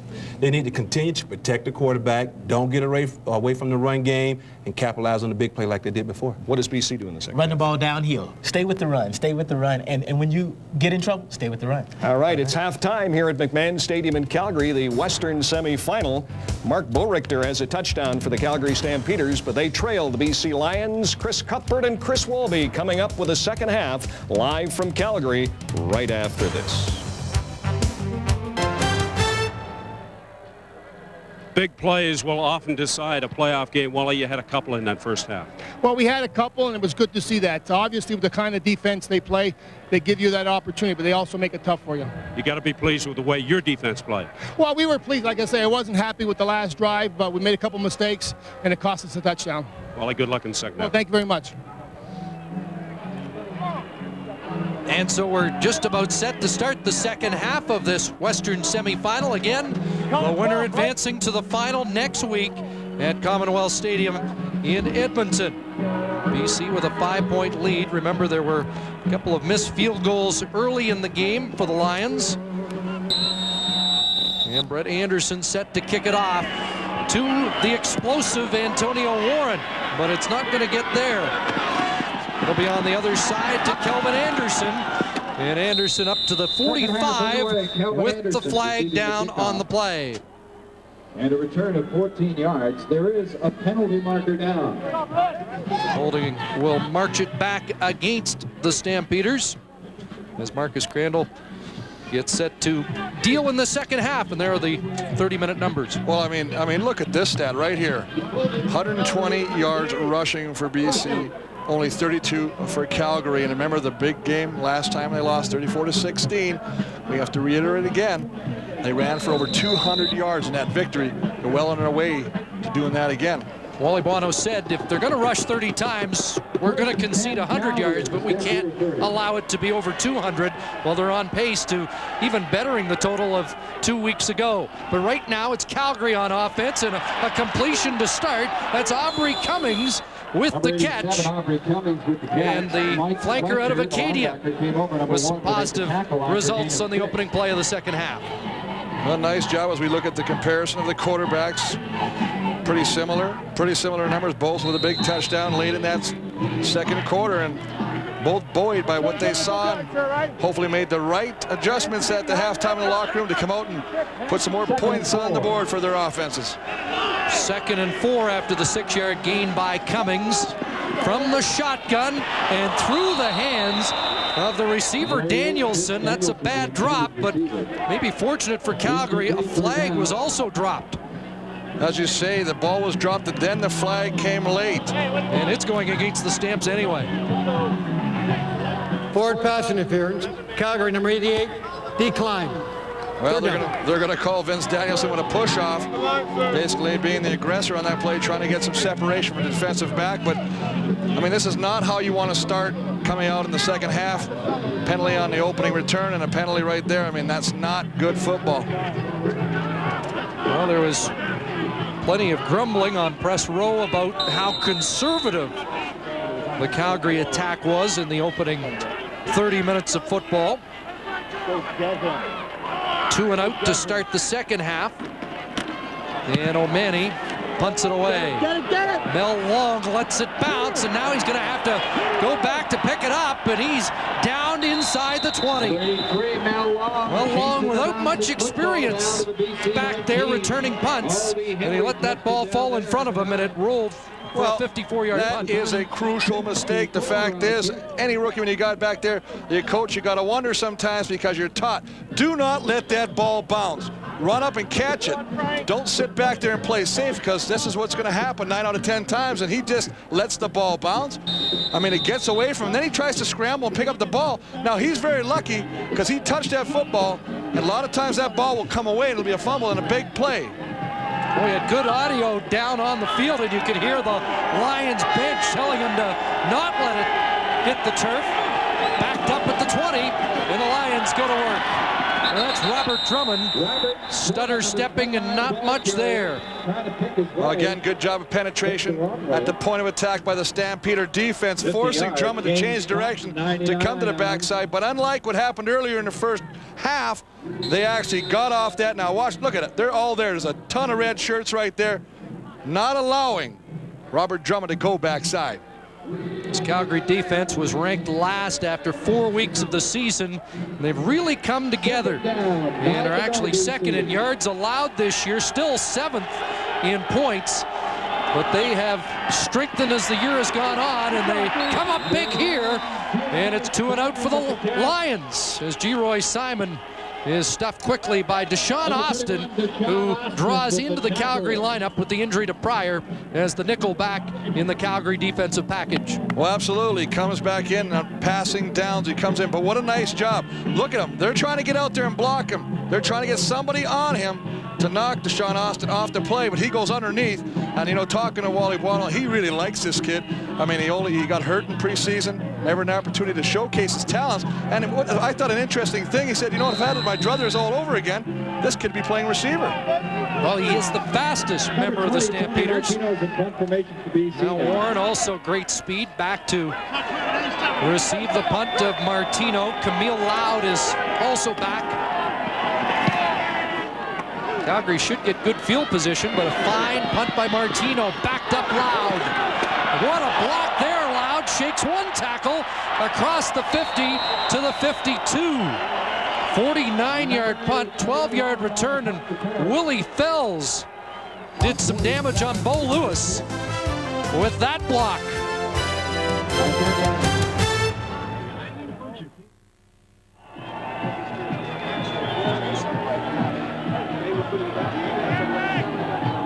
.10 early third quarter here in the Western semifinal at McMahon Stadium. The Calgary Stampeders this season 1 win, 9 losses when trailing at the half.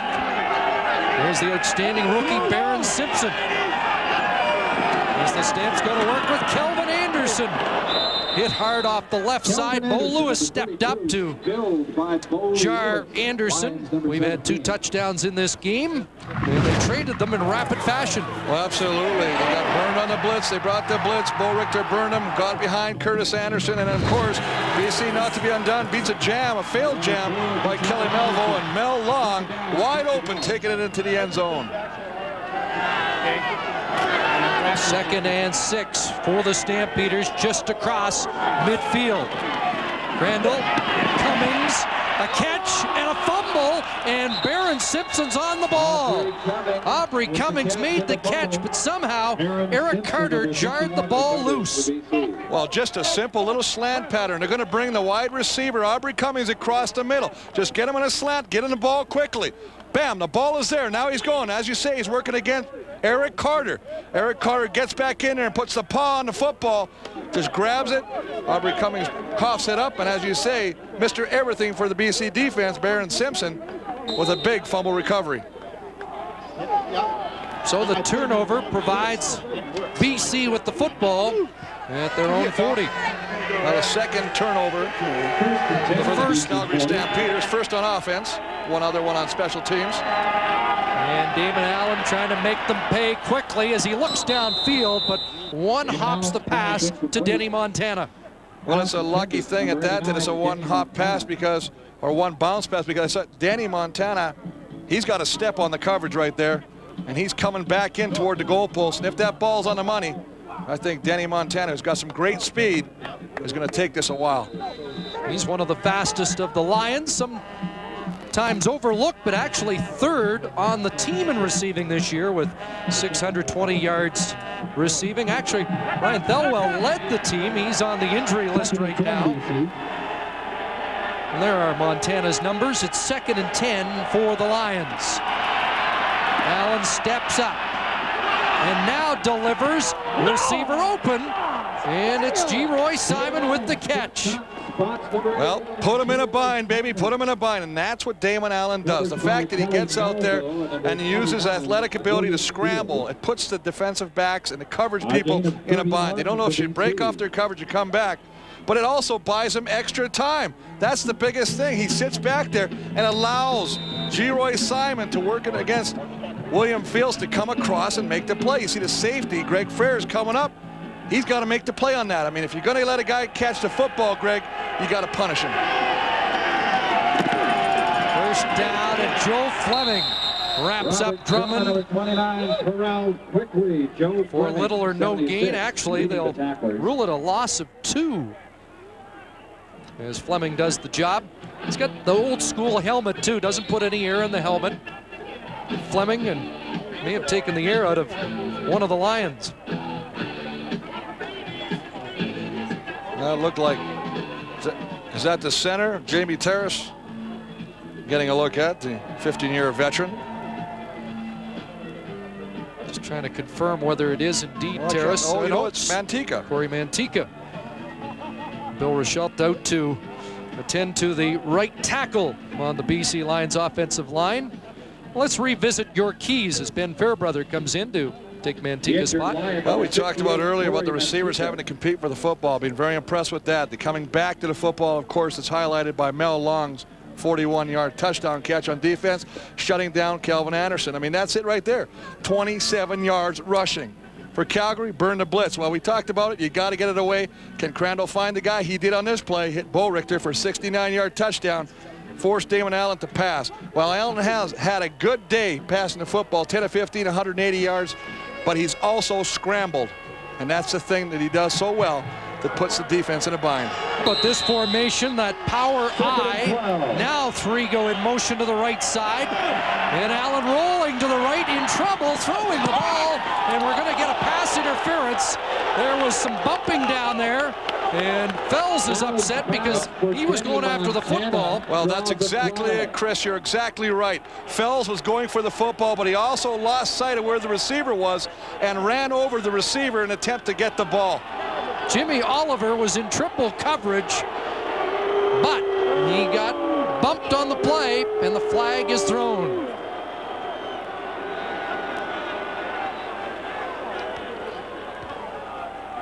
And so a 2nd and 12 is Forward converted. pass interference. Calgary, number 39, first down. Well, I mean, it's a different play, as you say, starting out in the eye, back in the slide, everybody to the right. I mean, it's a different thing, but as they come over, I mean, they're just going to go over when the ball is thrown. You can see Damon Allen's going to put it over there, and over here, he's just going to try to get to the football. They called the wrong number because that actually is Ricky Bell, number 26. A little overzealous to try and get that football. Well, in any event, Fells said, it wasn't me, but everybody wants to blame him after the comments from 2 weeks ago. He's not very well liked. First down, BC. Allen's going to roll right again, steps up and throws, and misses the intended target, G-Roy Simon. Well, he misses the intended target, G-Roy Simon, on his play action pass. But I really like the way Damon is moving out there. He's moving crisp. Play action, gets out there, sets his feet, bam, and he throws that football. He knows where he's going. The decision-making process is right on right now. G-Roy is going to work, come out, and then take it to the corner, take it to the side right there. Working against Ricky Bell with the ball just a little too far ahead of him. G-Roy Simon, part of the explosive bomb squad receiving corps in Winnipeg last year. 2nd and 10 for the Lions, and they give the ball to Drummond, and Robert Drummond on second effort gets close to the first down. Boy, he looked like he was stopped 5 yards short. Oh, I'm going to tell you what, you hit it on the head. Second effort. They're going to go double tight end again. That's all they're going to do. They're going to have 6 guys up there. Got a guy right here and a guy on the top of your screen. That spreads out the defense. Now, he hits that hole. He actually runs into his own man, and that's what happens, but he still keeps his feet going. What a horse. Stretches the chains, and he's got it by the nose of the football. So Steve Barato's team capitalizing on a 2nd and 10 on the ground. Let's do it. Let's hear you. And again, he has said they've gotten away from the run in second halves this year. That was a big conversion on the ground. Keeping a promising drive alive and adding to the BC Lions rushing totals. First down from the Calgary 20. And again, Drummond pounding down near the 16. And in all that massive humanity and flesh flying around there, he's still picking up 4 to 5 yards a carry.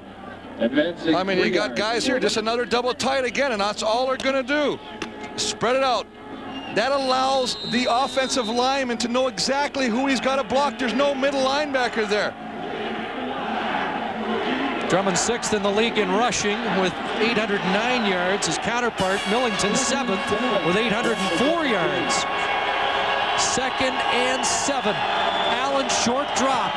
There's Simon, close to another first down. He's got it. And they're inside the 10, 1st and goal. Well, from a team that supposedly has so much disarray in it, They sure look like they're on the same page right now. I mean, he's mixing it up so wonderfully right now.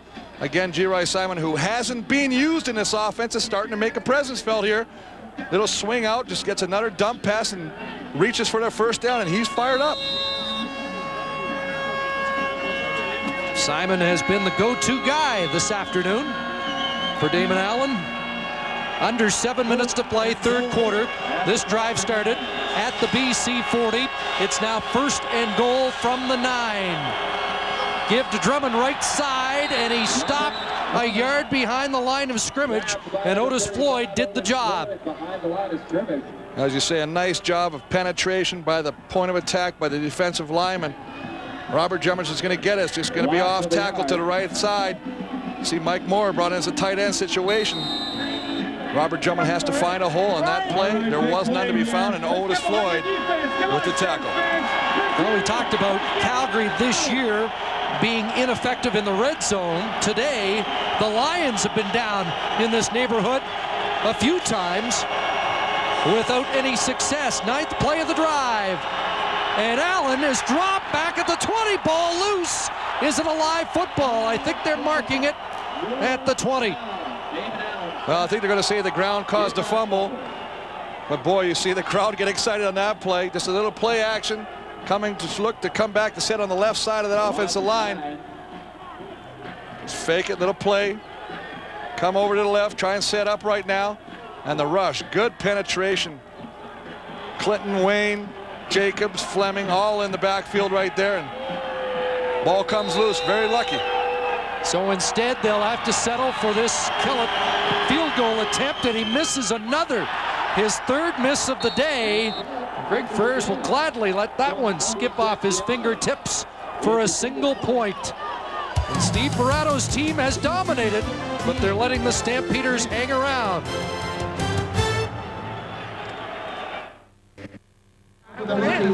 Promising drives snuffed. 1 point for the Lions. Damon Allen, I thought, fumbled the football, but let's give the officials credit. Watch the left knee. Well, as you say, just scrambles, and right there, you see the left knee right there? It's on the ground. The ball is still in his possession.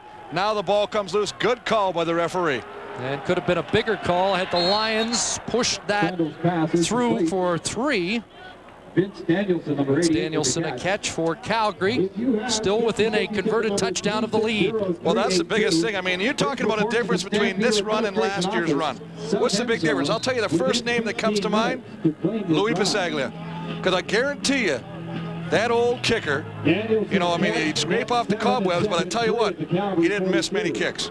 No, not in the big games, and Matt Kellett, in his first postseason game, has struggled. Here's Kelvin Anderson, high stepping into Lions territory with his biggest run of the day.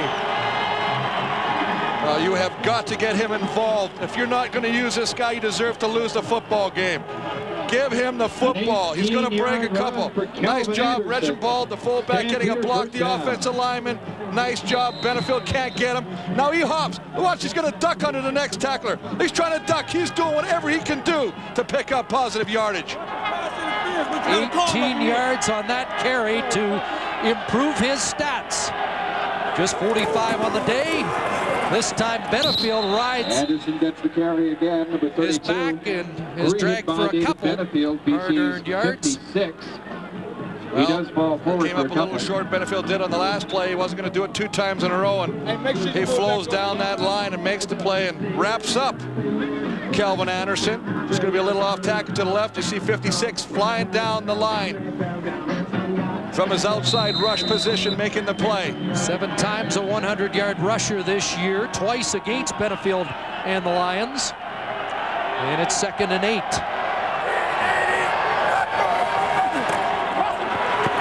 Good time for Crandall, and Aubrey Cummings drops the ball. That one put a dent in the 8 and the 7, and it's been a tough third quarter for the Acadia grad. Well, I tell you what, this is unbelievable. I mean, the biggest thing is BC is going to line up everybody on the line of scrimmage. Then they're going to drop everybody. When they drop everybody, that's to confuse Marcus Crandall. Now he throws it just past the outstretched hands of a 56, David Benefield, Mike Fletcher, and of course, do you think he pays a price? Watch this after he throws it. This is a late hit. Cameron Legault, you're a lucky fellow right there, buddy, because that should be a flag. Mel Long and G. Roy Simon are deep as O'Mahony gets set to punt. Check that Mike Fletcher now in the game on punt returns, but it will be Long from his 4. Had to squeeze it a little harder to make sure he had it, and then gets swarmed. 44-yard punt, just 1 on the return as Travis Moore tries to pick up Aubrey Cummings.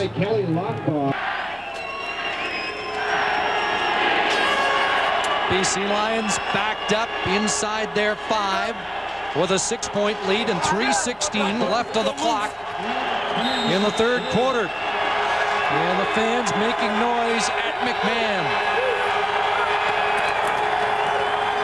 Here's Millington, right side, big hole, and a big first down for Sean Millington. Well, I tell you what, James Cotton can't let him get to the outside. He does as we take a look at the capitalizing on turnovers today. 2 turnovers, only 2 points put on by the BC Lions. That may come back to haunt them, as might 3 missed field goals.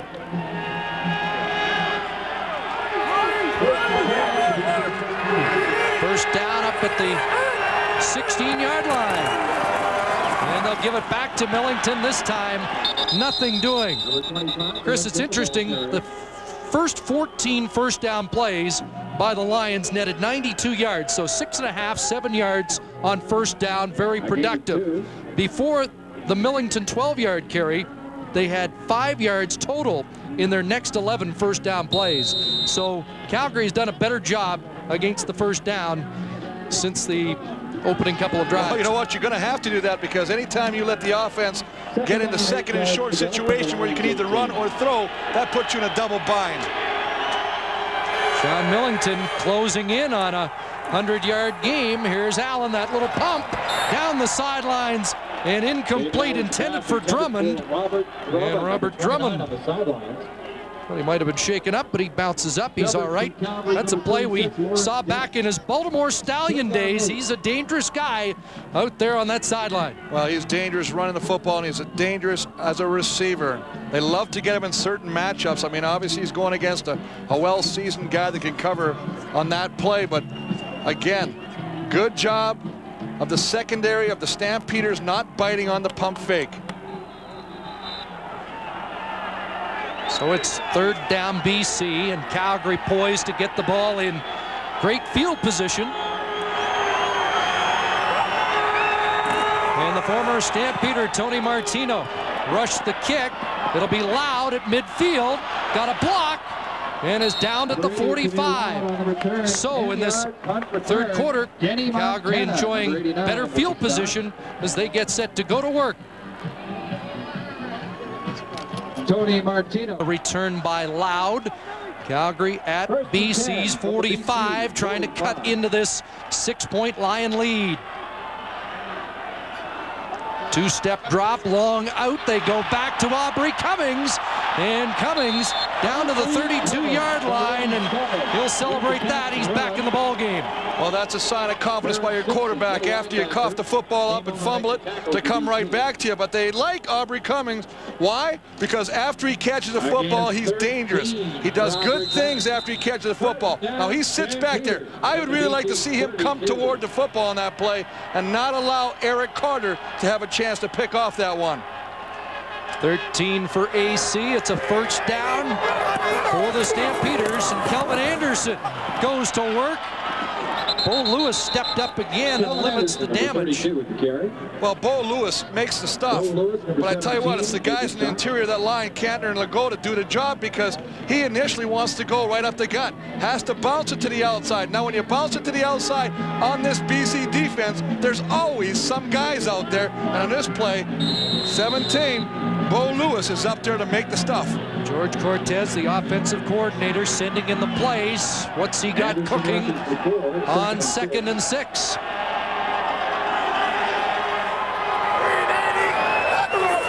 Anderson out of the backfield, 6 receivers, and a wide open man over the middle. Kamau Peterson Anderson, the fine rookie, stepped in front of Eric Carter and has a huge first down on the final play of the third quarter. It's a 6-point BC lead, but Calgary's knocking at the door. Three-quarter time at McMahon.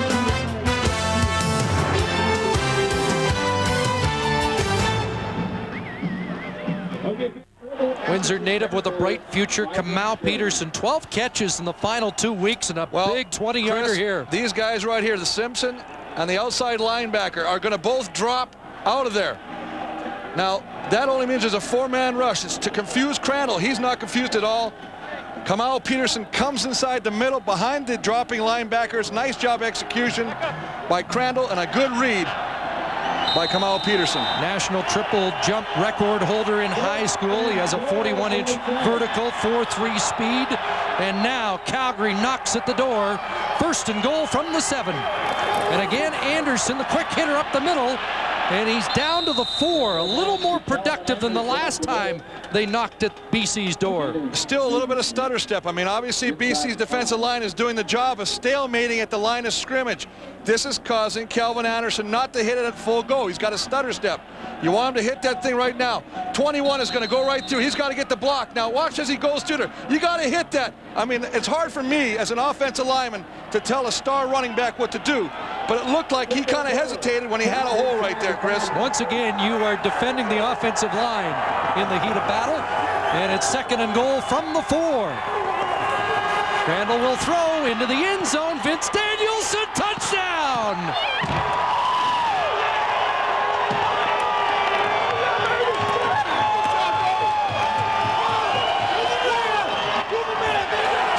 As you can see, it's Mark Boerichter, and he's got his second of the day. Well, absolutely, Chris. And your defense, those 89s and 89s are a tight group, so you could have called either one of them because they're both capable of making big plays. But that's the second time Mark Boerichter has taken advantage of the coverage by Curtis Anderson, this time taking him to the corner. And the ball again thrown right where it has to be. And Mark Boerichter with a great catch. Look at that, right in your living room. Great job of concentration, keeping the feet in, and a big play for the Calgary Stampeder offense. Protecting it against his body and illustrating why 10 NFL teams are fighting over his rights next year. Big Bo has done it again, and that's his second of the game. Well, you can see right there, he's just going to go take a couple steps straight and take it to the corner. He puts Anderson in a chase position the whole way, but you got to give Crandall credit for this. This is a beautifully thrown football. He sits back there and just lobs it. Look at the arc. That is a beautiful arc to come down to the outstretched hands, the waiting hands of Mark Boerichter. Well, he's been working on that celebration in recent weeks. Now 13 touchdowns on the year for big Mark Boerichter. Good job. Held to just 3 catches and 30 yards 2 weeks ago against BC, but they've turned him loose for a couple of major scores here this afternoon. We've had our 4th lead change of the day. Well, absolutely, but you gotta like the fact that, you know, Calgary, they run the ball to Anderson, they get a couple yards, right? But then they say, you know what? We're just going to go after you. We're not going to play passive. And they do a nice job. And, I mean, who wouldn't want to throw to a guy this tall, that's got the ability of this guy, 11 touchdowns coming into the game? I mean, I'd go after this guy all day. And you're right about Crandall. The young guy is battling one of the great gunslingers in CFL history, and they're trading punches here. Here's G. Roy Simon. This time a little extra before he's finally brought down. But remember, the last time Calgary scored a touchdown, what did Damon Allen do? Well, absolutely. He came it right down, hit Mel Long for a touchdown to answer it. But let's take a look how this drive transpired. I mean, right down there, and it started with Aubrey Cummings making a nice catch, breaking into the middle and picking up good yardage. Then he sits back there and hits Kamau Peterson over the middle. And I tell you what, the fans are getting excited. And then, of course, topped off with a beautifully thrown ball to Mark Boerichter in the corner of the end zone. Plus, you're close. You're close to that guy. Matt Barnes, That was a great place. They're both going to catch him. backup quarterback, congratulating Crandall. minute and a half into the fourth quarter. And back to work goes Millington. Number 25, John Millington with the carry. Willie Fells stopping the running back of the Lions. Well, they make the stuff, but I tell you what, not until he picks up 5 yards again. It's just a matter of look at the surge and the backside of cutting. I mean, look at it. He's not hit till he's 5 yards. Where he's hit, he's brought down, and that's a good job by the defense. But if you're a defensive coach and you look at that in game film, you're saying, hey, that's great, we made the play, but we want to make that 5 yards earlier at the line of scrimmage. 2nd and 5. McMahon revved up. Allen to the sidelines, no catch, as Robert Drummond had Otis Floyd all over his back. Now wait a minute, they are going to rule it a catch. Well, this will be interesting, as you say, Chris. Wow. It looked like it came out, but... Well, they're ruling that the ground jarred the ball loose, but the play then was dead. And it will be close to a first down, and the fans are letting the officials hear about that. Well, you can take a look. I mean, it's just a pass to Drummond. He's got the ball. But, I mean, I don't know. I mean, he doesn't have control of that football. Well, they're close to a yard short. Steve Barato's got a tough decision to make after that questionable call. Well, definitely questionable. I mean, he didn't have control of that football. The ball came loose. I thought one of the referee, we both said we thought it was going to be waved off as incomplete. Very surprised that the referee right there with the best angle called it a catch. Barato is in a gambling mood.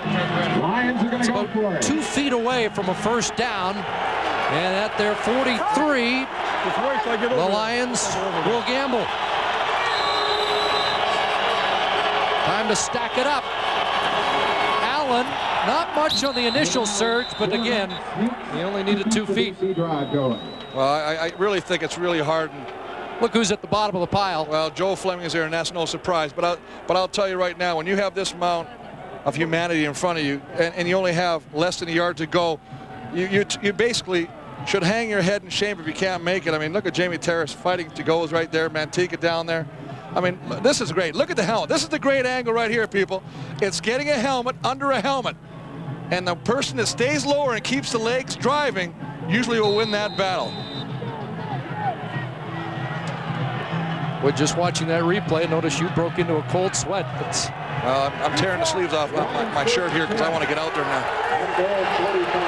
Well, the drive has been prolonged by the gamble and the call. And now Millington swarmed behind the line of scrimmage. Alondra Johnson and the posse. Well, Alondra Johnson does it, but hey, I mean, we've mentioned this fella before, number 84, Ray Jacobs.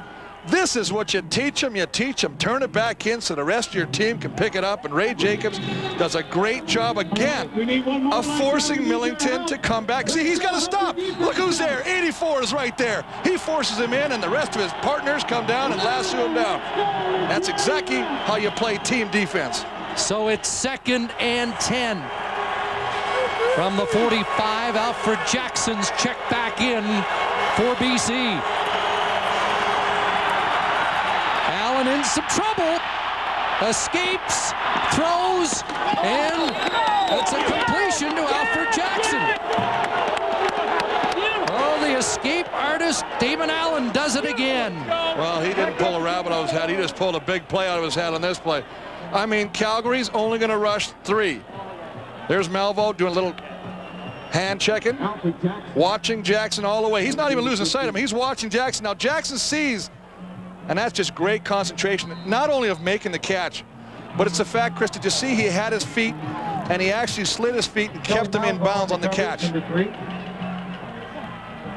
Had a 4-touchdown game against Montreal earlier this year. Seen limited duty today because of the tendinitis, but 2 big catches and a first down for the Lions, and there's a completion Quick out to Jimmy Oliver, brought down by Kelly Malvo. Well, I think, you know what, if you're going to be successful against Damon Allen, you can't get cute. You can't rush 3 guys. He has too much time. He'll sit back there and he'll scramble on you. And I mean, that was a play that'll come back. But if you bring 4 people now they're going to rush everybody. You can see here's the 4 guys. Everybody's coming now. That's what you want. You want to rush the quarterback. Now, they do a good job, BC's offensive line does, of giving him time, and a nice crisp throw by Damon Allen to Jimmy Oliver.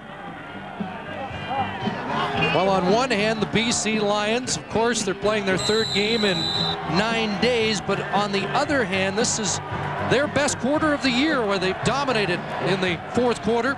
They don't even know they played 3 games in 9 days. The adrenaline is up high right now. Certainly didn't affect Hamilton earlier today. And we've got a procedure call. And it's going, of course, against the Lions. Absolutely. Looks like the right side. Maybe more than one culprit on this play, but definitely. Procedure. BC, 59. First down repeated. Well, right guard Craig Hendrickson jumping the gun on that play. Not the way he wanted to cue us up to mention that this is his final playoff run. Craig will retire at the end of this year after 11 years. And, of course, that emotional Grey Cup win last season. Well, and I asked him why he's retiring, and he said because he hurt his ankle playing walk football. And that is a sign that you're getting a little old. 1st and 15, and look at Damon Allen pull it down. And he gets back to the original line of scrimmage and maybe a yard to spare. Well, this is a situation. This is what causes any defense that plays Damon Allen problems. See, a linebacker, Alondra Johnson, will drop into coverage. They get rushing 4 guys. Damon Allen sees there's nothing there. He tucks it down and gets and finds and scoots and finds an opening. And, of course, what it does now, by the time he gets hit, he's picked up 4 or 5 yards. I mean, look at that. There's nobody there. Now the middle linebacker's got to come back into play. There he is, Alondra Johnson and Otis Floyd. Lawrence Deck has checked in as an extra DB on 2nd and 9.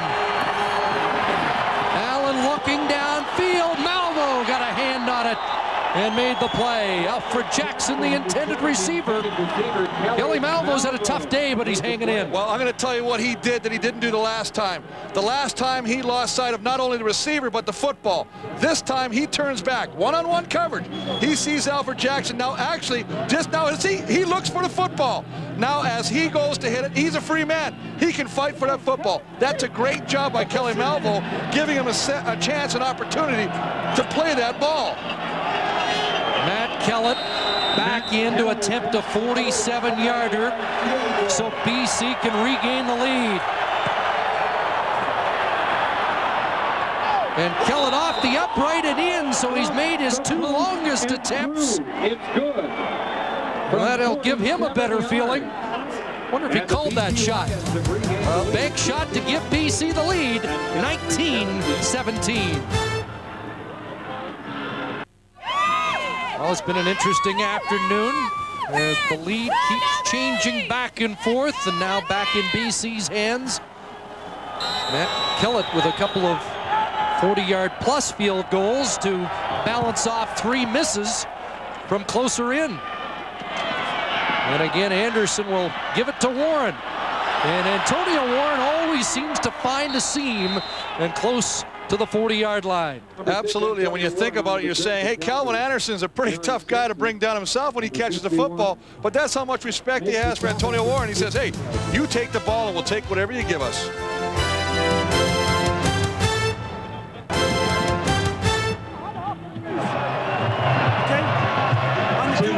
Proud to be official sponsor of today's Western Semi. Defensive line coach Jim Daly talking to the front of the Calgary defense as the offense goes back to work. 8.5 minutes left, 4th quarter. Little pump, Kamau Peterson tackled by Cedric Curry, who was beaten on the play and may have wisely taken that flag.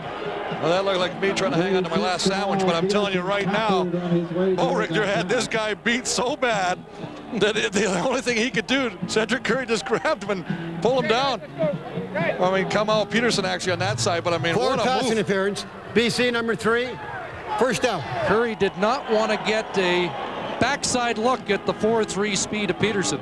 Well, he did a nice job. I mean, bit on the pump fake. Look at that stop and go, a little stop and go. And, I mean, Curry realizes he's burnt, he's toast, and he reaches out and tackles him. Ball at the 53, first down Calgary, trailing by 2. Kelvin Anderson drilled. Noah Cantor with first contact, and the other great Canadian defensive tackle in the Lions front 4, Cameron Legault, finishes him off. Well, nice job of both interior tackles. Cantor, we see Barron Simpson right there. Man who led the league in tackles. Look how he slides under there, but a nice job of Reginbald of blocking him. But that's one man, and he left the other 2 tackles free. And boy, who comes through, as you say? Cantor and Legault. Anderson credited with 2 yards. 2 yards for Anderson. The ball at midfield. It's 2nd and 8. Legault, the top Canadian this year on the Lions. Shotgun Crandall. Kelvin Anderson hit by Bo Lewis short of the first down. Boy, Kelvin was exposed there, and that Lewis was really going to tear him apart. Well, I tell you what, they wanted to get the ball to Calvin Anderson, but there's some people that were in the receiving corps of the Stampeders were not happy. Vince Danielson felt he was open. A lot of guys want us to go, they say, let's go vertical. Don't go side to side. That's an outlet pass. You understand that? You're always going to have a linebacker, Bo Lewis, in that play. But we're getting success when we're getting the one-on-one, and we're going vertically down the football field. That's something you don't want to get away from. Don't start changing stuff and playing safe.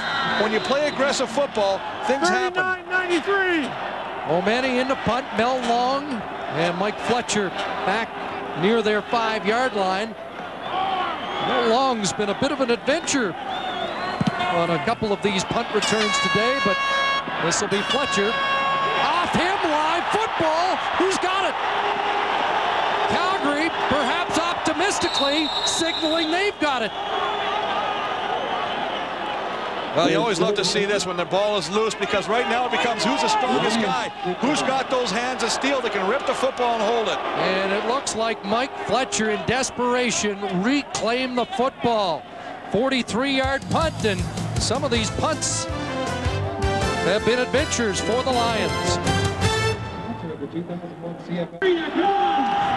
Mike Fletcher to the bench to beg forgiveness from the coach after misplaying that punt.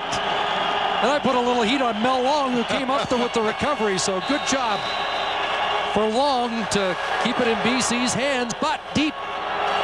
Allen play action. Trying to stretch this defense, and the ball in and out of the hands of Robert Drummond. Well, let's take another look at the misplayed punt return. Well, you know what? That's what happens when the ball bounces. We just talked about that earlier. Never let the ball bounce.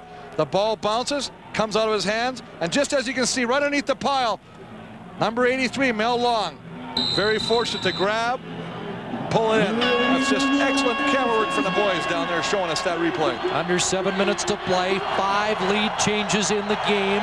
It's a 2-point BC advantage in 2nd and 10, and again, the home side being urged on. Allen in the flat, nearly picked off. Kelly Malvo knocked it away. That pass may have been closer to Malvo than Long. Well, it was definitely, but you know what? Kelly Malvo said, you know what? I'm not taking any chances. I'm not going to play anybody but the receiver. It almost looks like the ball hits him on that play. Just going to work a little bit of magic, kind of come to the outside right now. Now he's got it, but the ball's behind him. As the ball goes behind him, Kelly Malvo doesn't even look at the football. All he's doing, remember, he's had to work part of this game against Alfred Jackson. And Mel Long has 1 touchdown on a missed jam by that man, Kelly Malvo. So Malvo says, you're not out of my sight no matter where you go. Well, it's a 2-point game. You wonder about a 2-point safety. Otherwise, Calgary's going to get great field position. Martino will kick it away. Nice punt. Warren at his 48. Steps over midfield. And now down to the BC 50-yard line. 54-yard punt by the former Stamp. And Warren brings it back 9, but Calgary is in great shape. Use your Canadian Tire credit card when you run in, and you'll run out with 20% more Canadian Tire money on the card. It pays to use the card.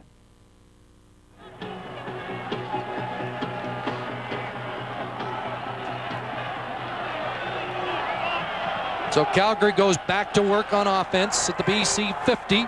5:55 left on the clock in the fourth quarter. Crandall, the short drop.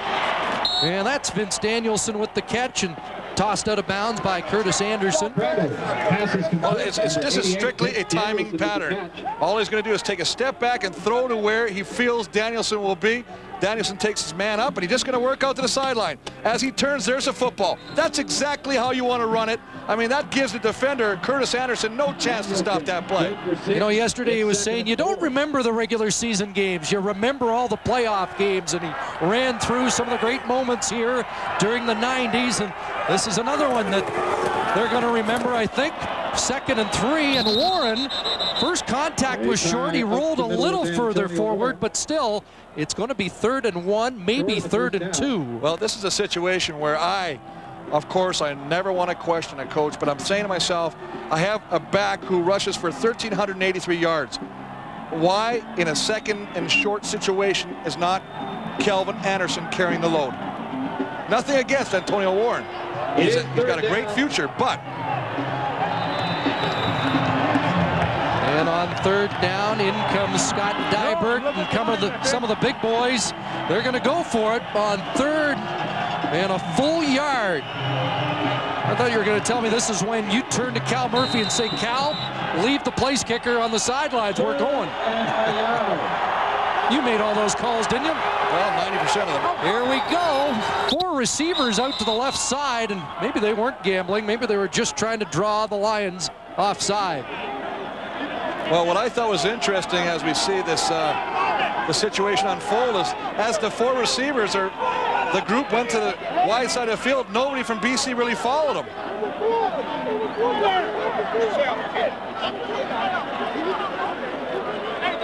And of course, everybody in this scrum right there is a lawyer, all presenting their case.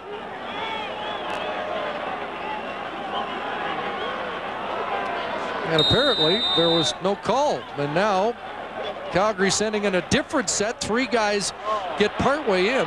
But if you see on that replay, nobody even came over with the guys that ran over. I think Calgary's had to take a timeout, Chris. They reset the football, and suddenly 3 Stamps ran onto the field, and all of a sudden they had 15 men on the field and didn't have time to get anybody off.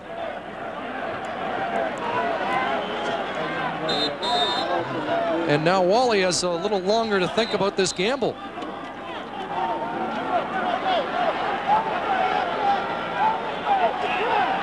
Well, they must have been trying to draw BC offside, because you're not going to sneak for a yard here, I don't think. Well, I'm still befuddled by the fact that they sent 4 people to the wide side of the field and nobody from BC responded. They'd never seen that formation before.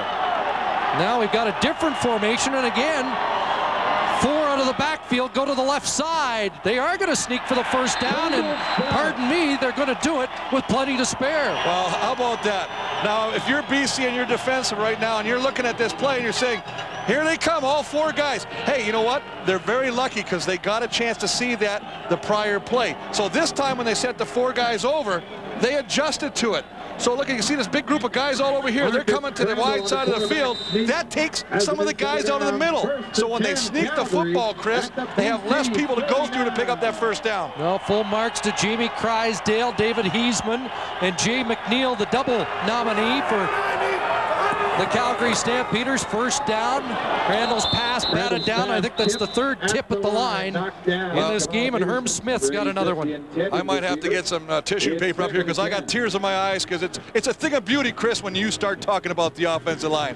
I've been working on you for a long time, and you're starting to come around, son. The propaganda is starting to work. Clock running under 4 minutes to go.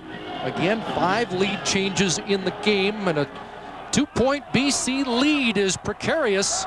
They're in Mark McLaughlin territory. 2nd and 10. Crandall in trouble, ducks away, and throws complete. Aubrey Cummings at the 26 has a first down. Well, Marcus Crandall reaches in his hat and pulls out a little Damon Allen magic of his own by avoiding the sack. Normally he would go down. He does a nice job of spinning out of this, getting outside. What great presence of mind to find Aubrey Cummings. I mean, what? Here comes the pressure. That's David Benefield, 56. He's down. No, he's not down, people. He gets to the outside, and a nice job of finding Aubrey Cummings, who comes up with a catch, and the drive stays alive. Marcus Crandall perhaps coming of age, but a lot of work still to be done. Under 3 minutes to go now. 1st and 10. Again, the short drop and that fade pattern, and Cummings held up. Eric Carter draws the flag, and the Calgary Stampeders are knocking at the door. Well, they are, and they are fired up. The fans are fired up. And the biggest thing, we talked about this earlier, forget the sideline to sideline garbage. Go deep, young man, and what happens? They go deep, and big things happen, and we got a pass interference call on the play. Well, they go deep, they try and go back. It's a battle of the seas. It's Cummings against Carter, and right there you can see, there it is right there, a little hand on the back, little push. As a result, the flag is thrown, and Calgary is going to get great field position on the 8-yard line. Veteran Eric Carter flagged, 1st and goal. Calgary looking for the lead and a little bit more. Anderson down near the 4-yard line, and again, each time they get inside the 10, that's the first number they've called today. Well, absolutely, to give Calvin Anderson the ball, and he gets it down much, you know, almost reminiscent of the same thing we had before, because remember, the last time they gave Calvin Anderson the ball, he takes it down, and then what did they do? We thought they were going to run the ball, and they threw the little corner pass to Bo Richter.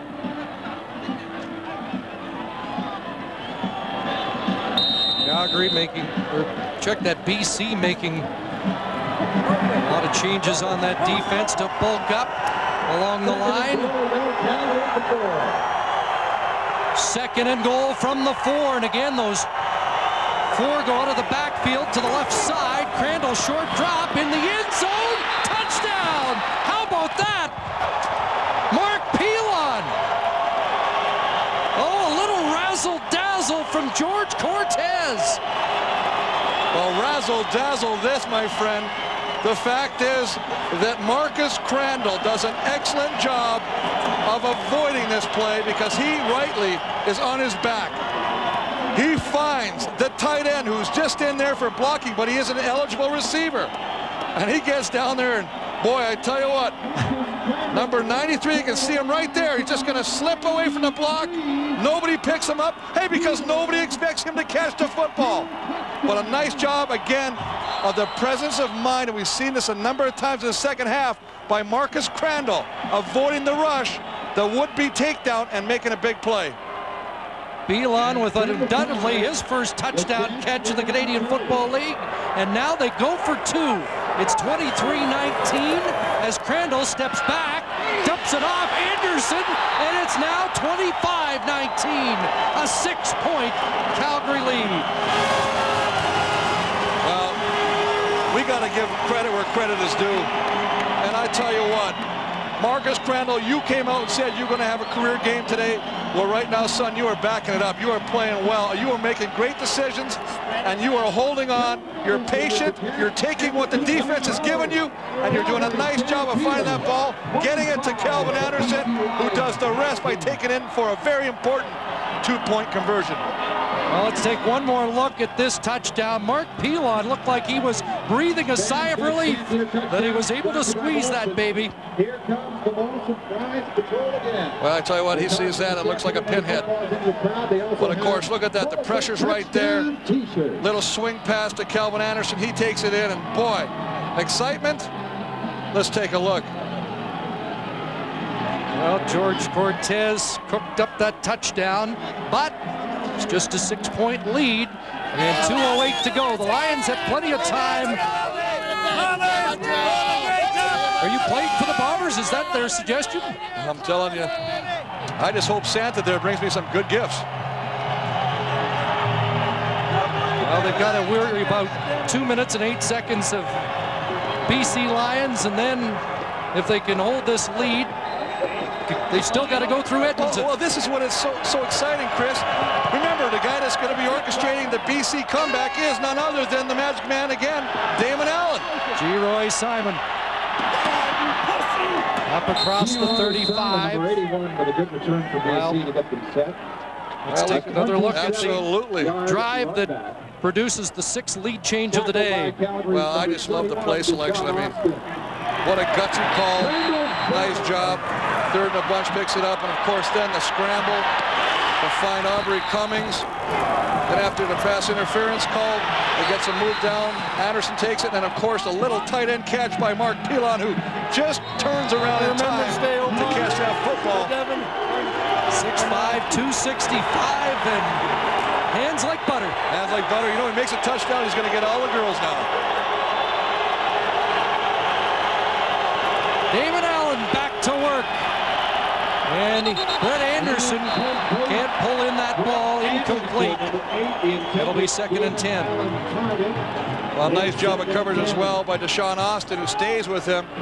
Ball should rightly have been caught by Brett Anderson, though, and that's what Damon Allen wants. He wants his receivers to give him every opportunity. That means come up with those catches. Now BC goes no huddle.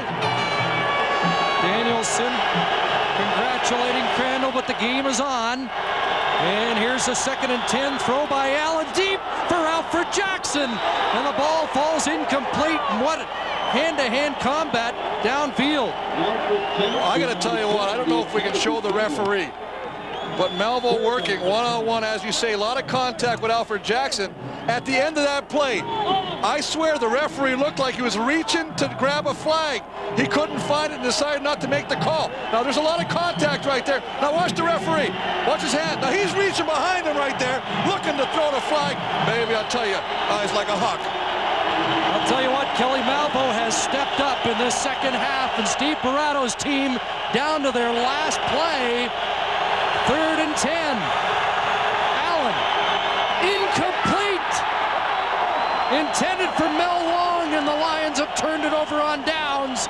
And the Stampeders are 145 away.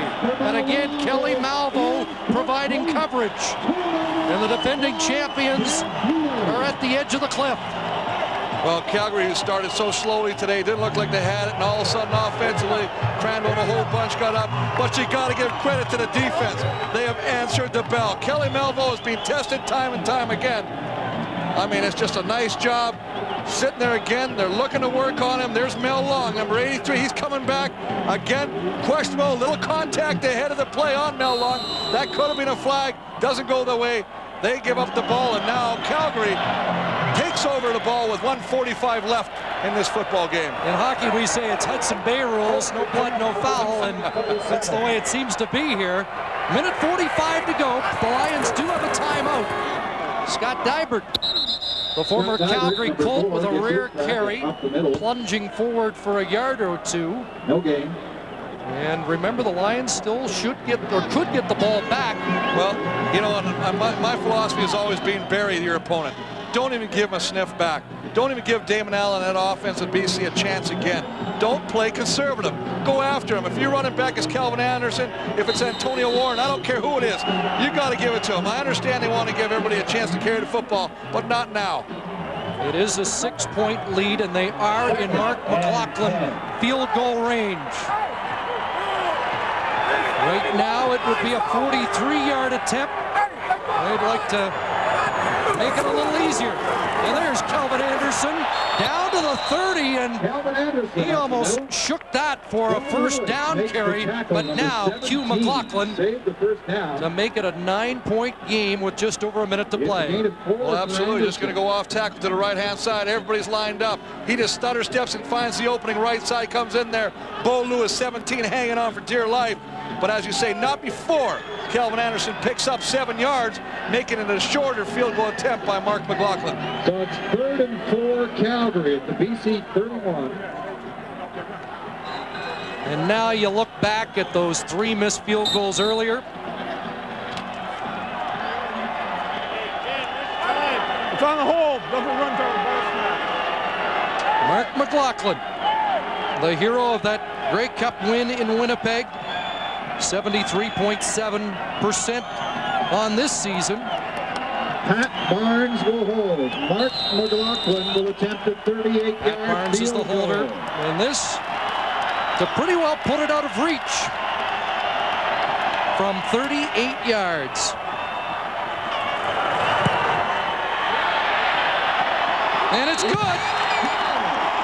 Just inside that right upright.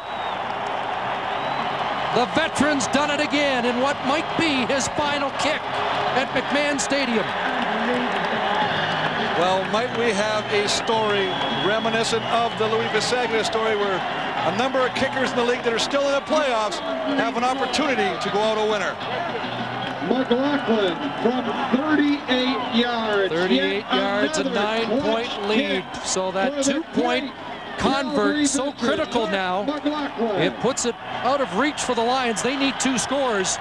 A touchdown and a 2-point convert, not enough. If you're Calgary, keep coming after him. Damon Allen's got to air it out. And he's got an open man. Denny Montana near midfield. Stops the clock, 67 seconds to go. And Montana has his first catch of this West Semi. I really hate pillow defense. I really hate it. It's too soft. You got to play hard. You know, play the defense that gets you in there. I mean, you got to take chances sometimes. But you play, 58 minutes, 59 minutes this entire game. Don't sit in a prevent.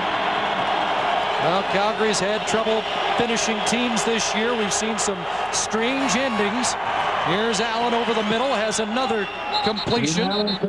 That's Robert Drummond with the catch. See, all Calgary's doing, Chris, is just sitting back in a deep zone, keeping everything in front of them and saying, hey, we're going to make you work for everything, but we're going to give you the underneath stuff.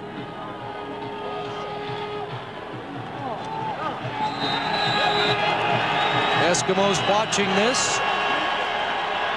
Here's Allen, now looking deep, looking downfield into the end zone, and it's dropped. Oh, it's a drop ball by Mel Long, who had the second touchdown pass of his day, slipped through his fingers. Well, I think the only people that are going to have to show up at defensive film are going to be Kelly Melville and any receiver that he's played against, because, again, they're going after him. I mean, this is the confidence. Mel Long knows. He says, throw me the football. Now, he actually look how he plays his body. He slows up, allowing himself to have an opportunity to catch the football. He does everything right except catch the football. 4 times in the past, these teams have met in the West Semi. All 4 times Calgary's won. 2nd and 10. And Damon's got to dance out of trouble. Looks downfield and look out. A big collision there, and Barnes jarred the ball loose from Montana. Hey, listen, I'm going to tell you what. If Dennis Montana gets a hold of Barnes and finds his address, send him a card, because I'll tell you what, Joe Barnes could have killed him on this play. He stopped and just put a shoulder in him. I mean, if he wanted to, he could have actually took him out.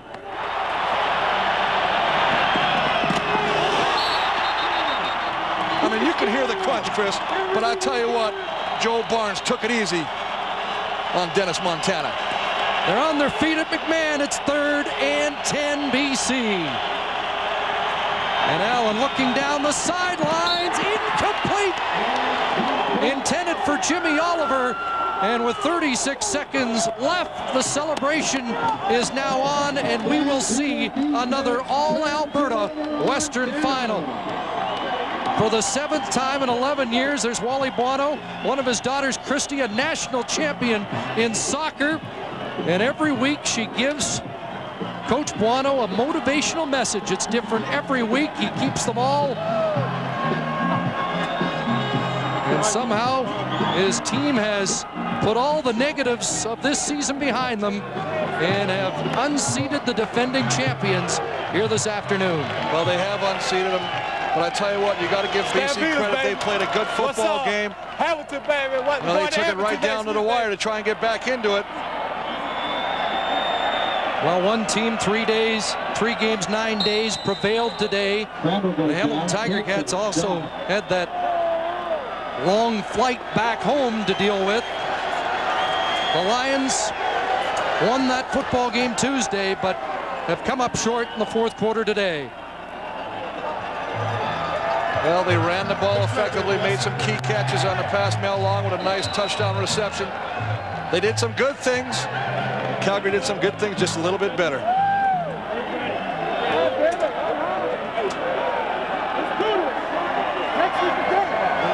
Calgary going to run it down as Marcus Crandall, a former Eskimo who never really got the opportunity in Edmonton, will get a start against his old team in the Western Final, and that will be one of the intriguing storylines of another all-Alberta matchup. Well, I think both finals are going to be exciting football. I mean, Hamilton going to Winnipeg to play there in the Igloo, hosting the Calgary Stampeders. Edmonton won twice, Calgary once, and they're going to do it again as Marcus Crandall, Wally Buono, and the Calgary Stampeders prevail in this Western semifinal at McMahon.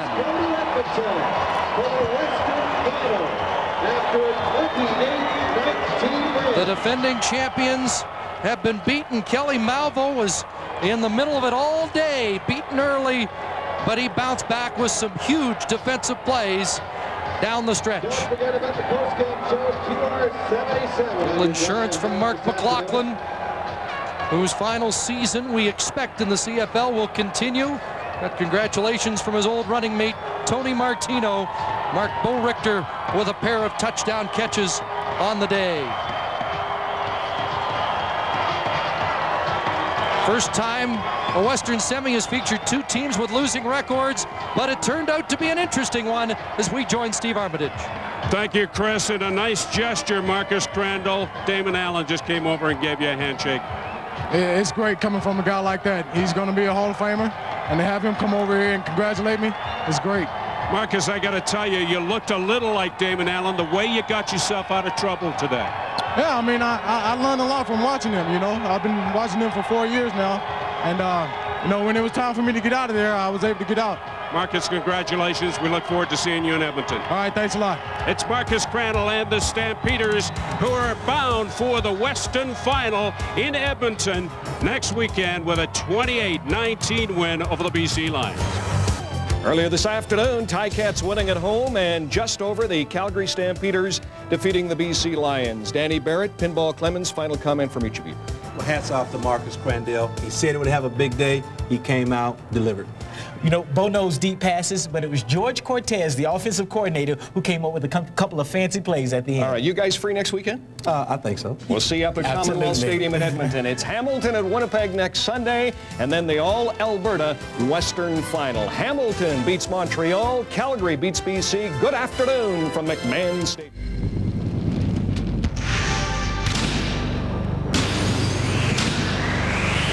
CBC Sports, Canada's Olympic Network.